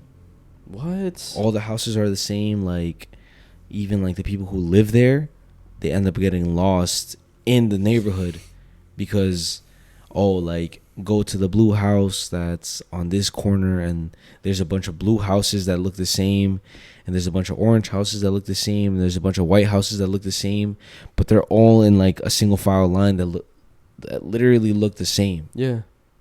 But yeah, I mean, do you have like a video? Yeah, I have the video if you want me to pull it up. Oh shit. Is this not weird to y'all? Like nothing bad happens here? No, nothing. So it's just like perfect. I can park my car here, windows. I'm not gonna lie. I don't trust neighborhoods like that, bro. Look at this shit. Look. Hi. It's so perfect here. Yeah. This neighborhood is so perfect. Yeah, we drove 3 hours to see this neighborhood. Bowling Green? Bowling Green? Yeah. Okay. Perfect. Here's the problem with the neighborhood. It's the problem that you would think and not think of at the same time. I live in the blue house. Oh, there's a lot of blue houses. I live in the blue house with the brick on it. But everyone got a blue house with a brick. You live in the blue house with the brick with the white pillars. You have the driveway. You know what I'm saying? Everyone got the exact length of grass. I mean, look at, so man, I'm the only house over here that has this much space in between me and my neighbor. Oh wow. It's like a Dr. Seuss movie. It's like scary. It really is the Stepford neighborhood. Man. Now, imagine you just moved in here, you decide to have a little bit of libations, got a little drunk, and you decide to take a walk. Oh, you're lost forever. First week I moved in here, I caught one of my neighbors, and he was walking, he was going down that way, then he stopped, he looks at his phone, he walks back this way, he gets to the corner where I saw y'all, he stops, he looks at his phone. Wow. I said, hey bro, what's the address you're looking for? He tells me, go that way. You're down that way, right before you get to the stop sign, look left.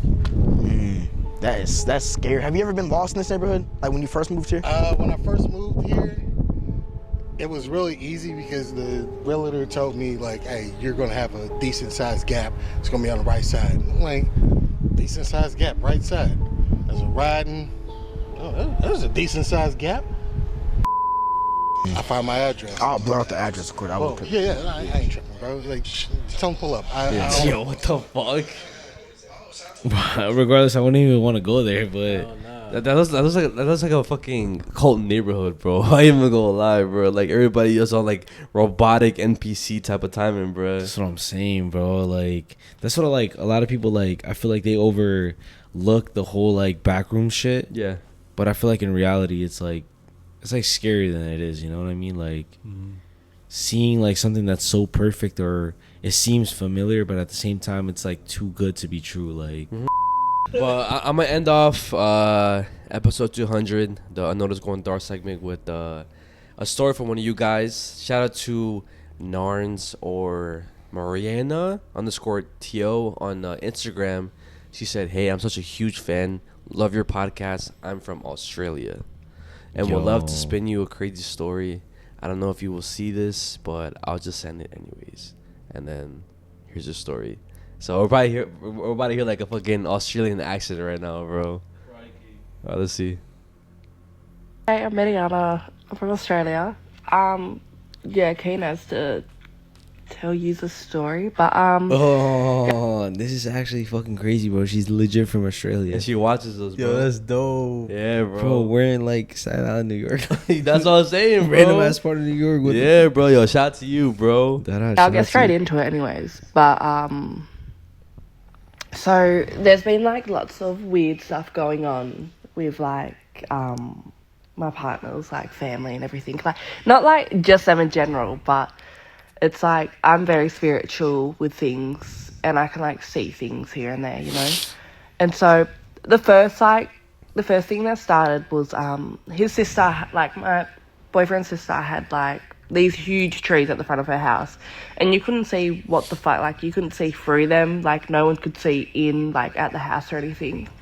And like she wanted to cut them down and shit before like winter. So like we cut them down and everything and you can see straight through them. And so the first night when the trees got cut down, she was like in the lounge room, just like chilling. And then she was like, her window was open and her curtains. And she's like, what the fuck is that? And she reckoned like she saw a short figure just like walking across like. Nah, no, wait, hold on. Pause this. No, wait, hold up. This could either be a cash out story or this could either be a duende story. I don't think it's a cash out story, bro. It doesn't sound like a cash out story. Is she about to say a duende sighting in Australia? That's what I was thinking, bro. They have duendes in Australia, bro? Or maybe what if they call them something else? Well, yeah, they call like goblins. Or Yeah. Fucking gnomes. And she was like, what the fuck is that? And like in our culture, we have because I'm like we're Aboriginals and everything. We're like the indigenous natives of like Australia and whatnot. And like with our like law, we have lots of different spirits. Just like any other culture, they all have their own spirits and beliefs. And like with ours, we have spirits and everything. And when you get into that and search it up, you'll like see more about it.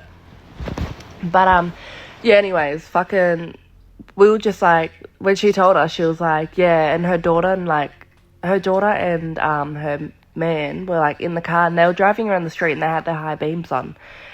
And they reckon, like, they saw, and even, like, my sister-in-law, she saw the thing, as soon as the lights hit it, it, like, sprinted and disappeared, like, in thin air, just disappeared. But she was, like, the way how it was, like, trying to move and shit, it was, like, it was trying to mimic a person, something like that.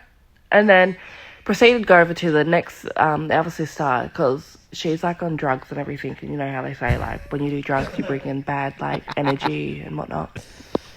So anyways. Yo, I still find it crazy the fact that she's from Australia, bro. Like I know, like the accent and everything. Yes, bro. Like she supports us, bro.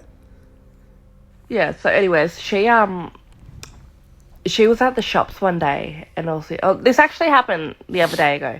So she went to the shops and it was like during the day, you know. And she drove there on her own and everything. And then when she went and walked into the shop, she said there was like this old like white lady just like watching her and everything. And she was like, oh, okay, like what the fuck's this cunt looking at, you know? And she ignored her anyways. And as soon as she proceeded to walk out the shop, she saw the same white lady and she was watching her, and the white lady approached her and was like, oh, is that your car over there, you know? And then my sister-in-law was like, yeah, it is. She goes, did you come here all by yourself?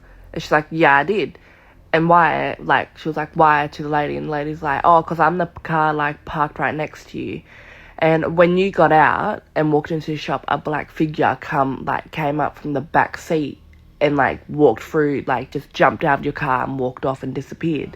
Yo, so there's a fucking shadow person story? Wait, hold on. Is this a cash out story? Oh, you think it's a cash out story? Hold on, why did it go from like a small figure to like a shadow person? Well, she said she saw it from afar though. Oh, so it could have been the same. Yeah. She didn't say like she saw it from close. You were. When she told my sister-in-law was like, what? And she goes, yeah, a black figure like just appeared out of nowhere from your back seat and got up and like walked out. And then disappeared into thin air. And I was like, that's crazy and everything. And then that's when she proceeded to tell the nephew, my nephew, her son, and she told him, and he goes, oh, that makes so much sense, because when him and his girlfriend woke up one night, they went to the kitchen to go make a quick feed. And they reckon they saw a weird, like, a man, like, a black figure standing in this, like, in the other lounge room. And they were like, and they shit themselves and went back to the room. And then now, like, at home, like, where I stay with my man, we have, like, I think it followed me. I think it's a spirit that followed me from work, because I do, like, fly in, fly out, where, like, I have to fly out to, like, these remote sites and shit. And just like work and then fly back to like the city. And so pause. I'm sorry, but like like her accent is making the story more like less scary. Yeah. And like more enjoyable than like it like scaring me or whatever. Is it because like you never heard an Australian accent before, like, or what? Yeah, I think that's what it is, because like the way she's speaking is like, I've never heard nobody speak like that before. Nah, yeah. So it's like it's not scary. Yeah. It's more like entertaining and stuff. I think a spirit followed me back from work to here, and this spirit, it's like a playful spirit. Like, you know, it doesn't do any harm or anything. I'll know when it's like nasty or bad, because if like it brings off that energy, but it's not bad. And fuck. And then sorry, my father-in-law just yelling downstairs. But yeah, anyways, so this thing, we have like the sliding door also, cupboards, like, you know? What? I see what you're saying too, but at the same time also, because like I watched the Sidemen and they have like the British accent, even though it's completely different from an Australian accent. Like it reminds me of them low key too, bro. Like the way they speak and shit. Yeah. Like the and this thing, it likes to make sounds like in the cupboard. So you'll hear it opening the cupboard door at night, shutting the cupboard door. You'll hear it like banging on the door. That's and like then a it'll just do like bro. it'll just like to torment you, little games, you know. And so my man, he has like all his anime figures and shit like on the stand, and he's like, he has his like One Piece, Dragon Ball, like Naruto, everything like that. And so we were like chilling, we were like eating our HJs and shit like that, and we're just chilling watching TV. And out of nowhere, like the anime figures just all got knocked down in one shot, and I was like, what the fuck? And then like my man's like, what the fuck was that? And I was like, oh, it's just the wind. Bro, shut up. Shut up. But yeah, this figure, he likes to play games, and then when we take off, that's how I'm saying, like, it only does it. It only do like the little like tormentive things when we're here. But when me and my partner leave, it will start to like torment everyone. And like, so everyone will be downstairs, because we have a 2-story. So we have the upstairs, and that's what the thing is with us. And then everyone's always downstairs in the lounge room. And this thing, like, you'll hear it running up and down, like the top. What the top the stairs, top fuck? part of, Wait, like, hold the on. top story of everything. Like, this You'll is just hear it actually running, crazier than. and everyone gets scared, and they're all here, and they always like on the corner of your eye. You always catch the figure on the corner of your eye. Just it likes to play peekaboo, you know. But yeah, crazy shit. So I got more, but CBF. I don't want to waste anyone's time on that shit. But thanks for listening, and yeah. Yo, what the fuck? Yo, guys. First of all, I love the way she speaks. Like, yeah, of course. Mad chill. It's like funny. Yo, shout out to you. I don't know if you know. I don't know if that's her real name, Narns. Shout out Narns. But shout out to you for sharing your story. The supporters, y'all already know the deal. Yakale Honestly, bro, y'all Australian people are really tough. Like, when you hear of Australia, you hear of like the wildlife, like big ass spiders, kangaroos, dingoes, whatever you want to call it. So they're very hardy people. I highly doubt the spirit will get to them. But like, yo, that was very interesting. I mean, it sounds crazy. The fact that like they hear like go up and down. Yeah, jumping around, like, bro, like terrorizing people. At that point, I would have been like, yo, bro, you gotta start paying. You're part of the family. You gotta start paying rent, motherfucker. Like, what the fuck? Get the fuck out of the house. Yo, y'all tough, bro. I would not be able to deal with that whatsoever. But yeah, shout out to you, Narns. That does conclude our the end of our I'm fucking lit, guys. 200 episode. Can you just try to like turn it on? Because like it turned on. Bro. But yeah, shout out to you guys. And on the next episode, I have I'm gonna promise you guys two supporter stories and shit. Because a lot of y'all did send in some supporter stories that I haven't like shown yet. So Patreon shoutouts, right? Yeah. My dumbass. Before we're doing the podcast, Patreon shoutouts and supporter shoutouts. Yo, also guys, let's take a shot before you do that. Yo, also guys, shot? Also guys, this was like a crazy episode only because we're fucking lit. Well, am I the only one that's lit? I don't know if I'm the only one that's fucking lit right now. I think you're the only one that's lit, bro. I'm the only one that's lit. I'm not lit, bro. Take a shot, bro. You guys aren't lit? No. How you guys not lit? I mean, I'm not tired. I'm not like. I'm not tired. I'm lit. But I'm not like fuck. Like, when we're recording, I'm excited. I'm not lit, bro. What the fuck? That doesn't make sense, bro. You're not drunk, like, at all? Nah. The fuck? Wow. Yo, am I lightweight? Nah. Nah, you just didn't eat before. Fuck. And then, like, even during our break, I ate. Oh, yeah, true. Yo, guys, but my fault if I said anything wrong or, like, I didn't sound, like, the way I usually sound. Because I feel like I have gotten better with the way I'm speaking. But right now, I feel like I'm yapping. Hey, shout out to the Patreons, though. Yeah, Shout out to, what the fuck is this Patreon name? Ricardo loves big sweaty men serving him barbecue. What? Serving him what? Serving him barbecue. Shout out to Orlando Perez. Not gay, but $20 is $20. AV. Lizette Spaghetti. Valerie Garcia. Richie Alvarez. Sera _ Layla. Salchicha Master. Shout out to Ricardo. Your dinner is ready. Hey. Angel Mejia. Pito Hediondo. Christian GG. Aunt Loli Bands. K Loves Dro. Jack 420. Manchi Monse. El Chubby. Mezziah's Clown Girl. Pablito the Goat. Lola. Dulce. Roxanne Miranda. Andres Vega. Alexis Diaz. Hold on, what the fuck is this?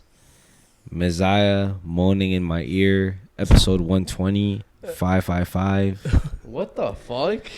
Margarita, La Pinche Tóxica. Why the fuck are you tóxica? For real. El Pitufo Pitudo, Fabian, Chris the Freak, AOJ DiMaggio. Y'all be seeing you a lot, everywhere. Batman, Tintin, Alan, DOC, Sharknado 07, Jocelyn, Let Me Ride It, Ricardo. Yo. N20 Loco, Anguiano 03, No Sabo Kid 006. What the fuck is this? What the fuck was that? Nah, it's just my dehumidifier, bro. Nah, what the fuck was that? Mezziah, that noise you made on episode 120 at 555 got me acting up. Well, that's another Wait, one. That's another hold one. on. All right, can you please find that episode 120 555? What the fuck is That's the second time What I see episode is it? Episode 120. Minute 55 seconds. You fucking moaned or some shit? Like, what the fuck you on, bro? 555? Yeah. Okay. Because of the videos that you had to put out or whatever, like There's no way y'all not saying that shit, bro said, what? Yo, fuck, bro, you straight up moaned, bro. Nah, I was like, I replay one more time. Bro, I know what I'm not gonna replay it, bro.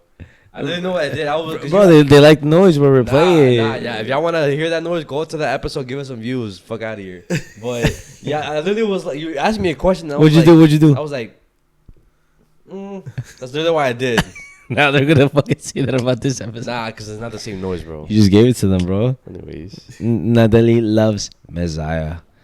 Zen Rim, Mezziah fine as fuck.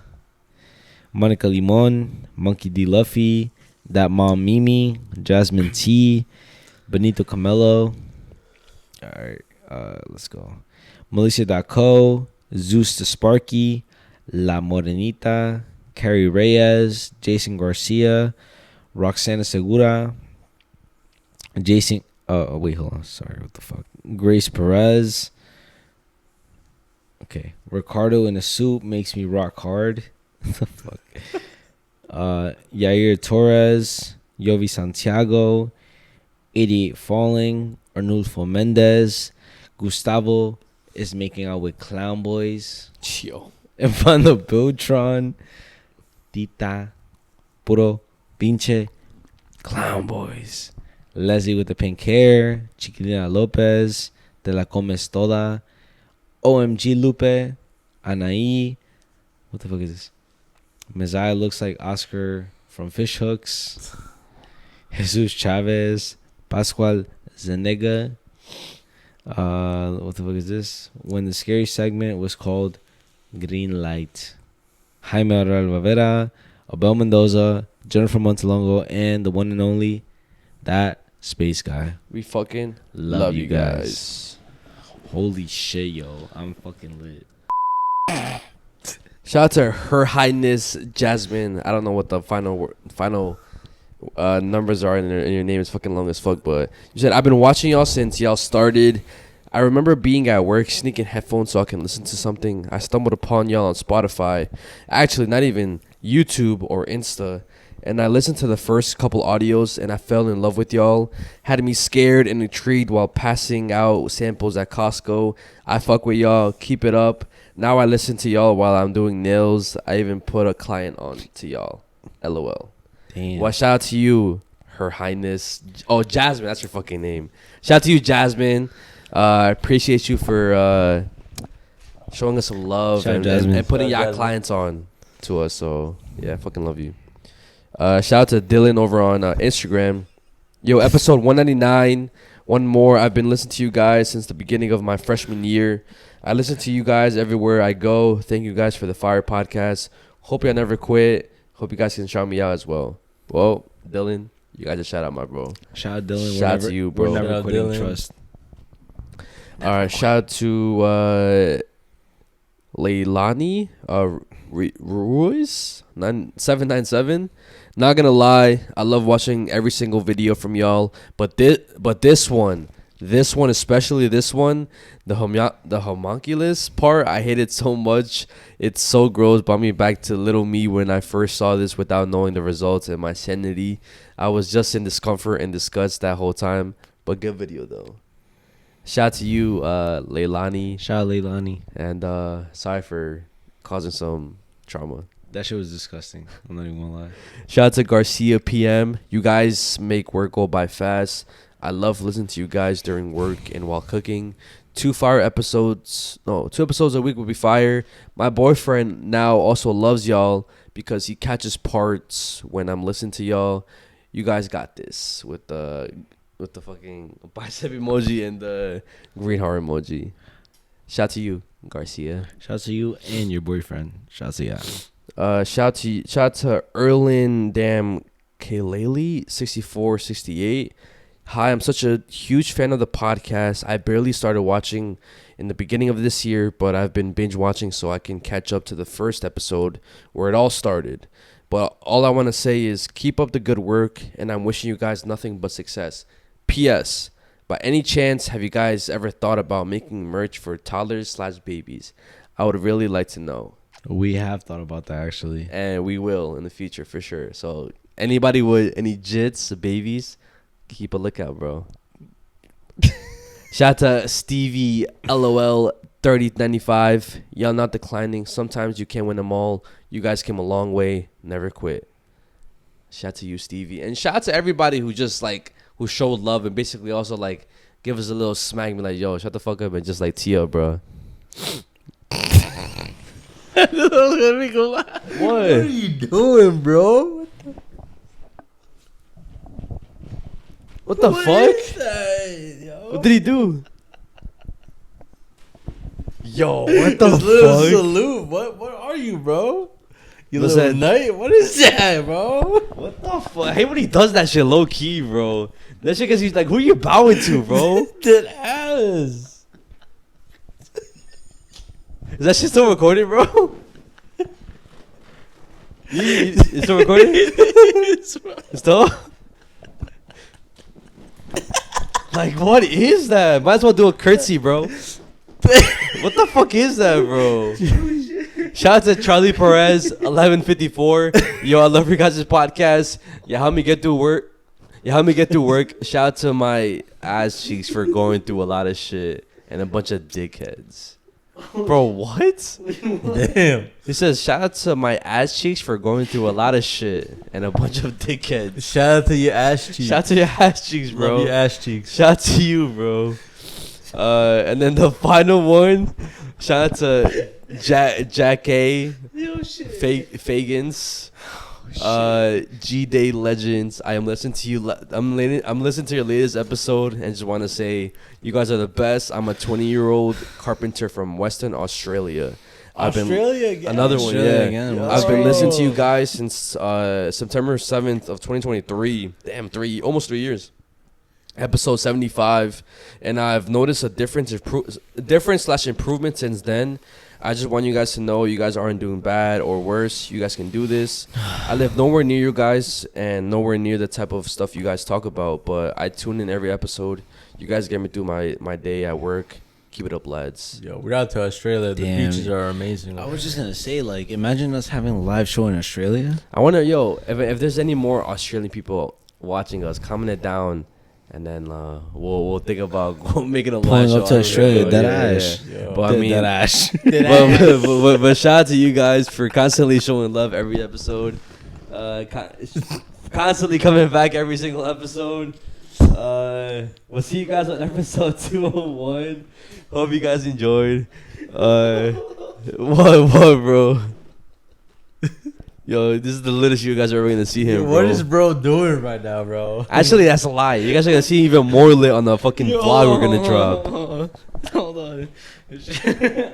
Alright, my bad. Shout out to everybody who is watching this right now. Y'all are getting like the crazy side of me right now, and like I'm not gonna lie, I'm fucking lit.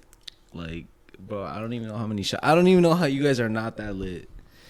Yeah, on some crazy shit, but shout out to you guys for staying this long. And one more. That's it. That's wait, that shit.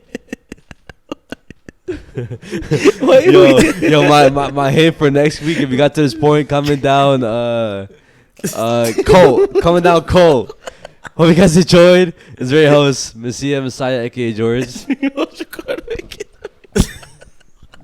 And do not let this podcast go. Oh, and actually, no, what the fuck? No, shout out to Ethan for pulling up, bro. Yo, any last words you want to say to the people who watching this shit, bro? I just want to say thank you for tuning in. Still recording, right? Do you think so? Yo, my God. What the fuck is this? Whoa, what? Say that, bro. What is this? What does it say? Nah, the what's someone call it? The low power Bro, mode it's a shit. virus. Nah, it still says it's recording, but oh no, you're good. It's still recording, bro. I just want to say thank you for tuning in for this episode.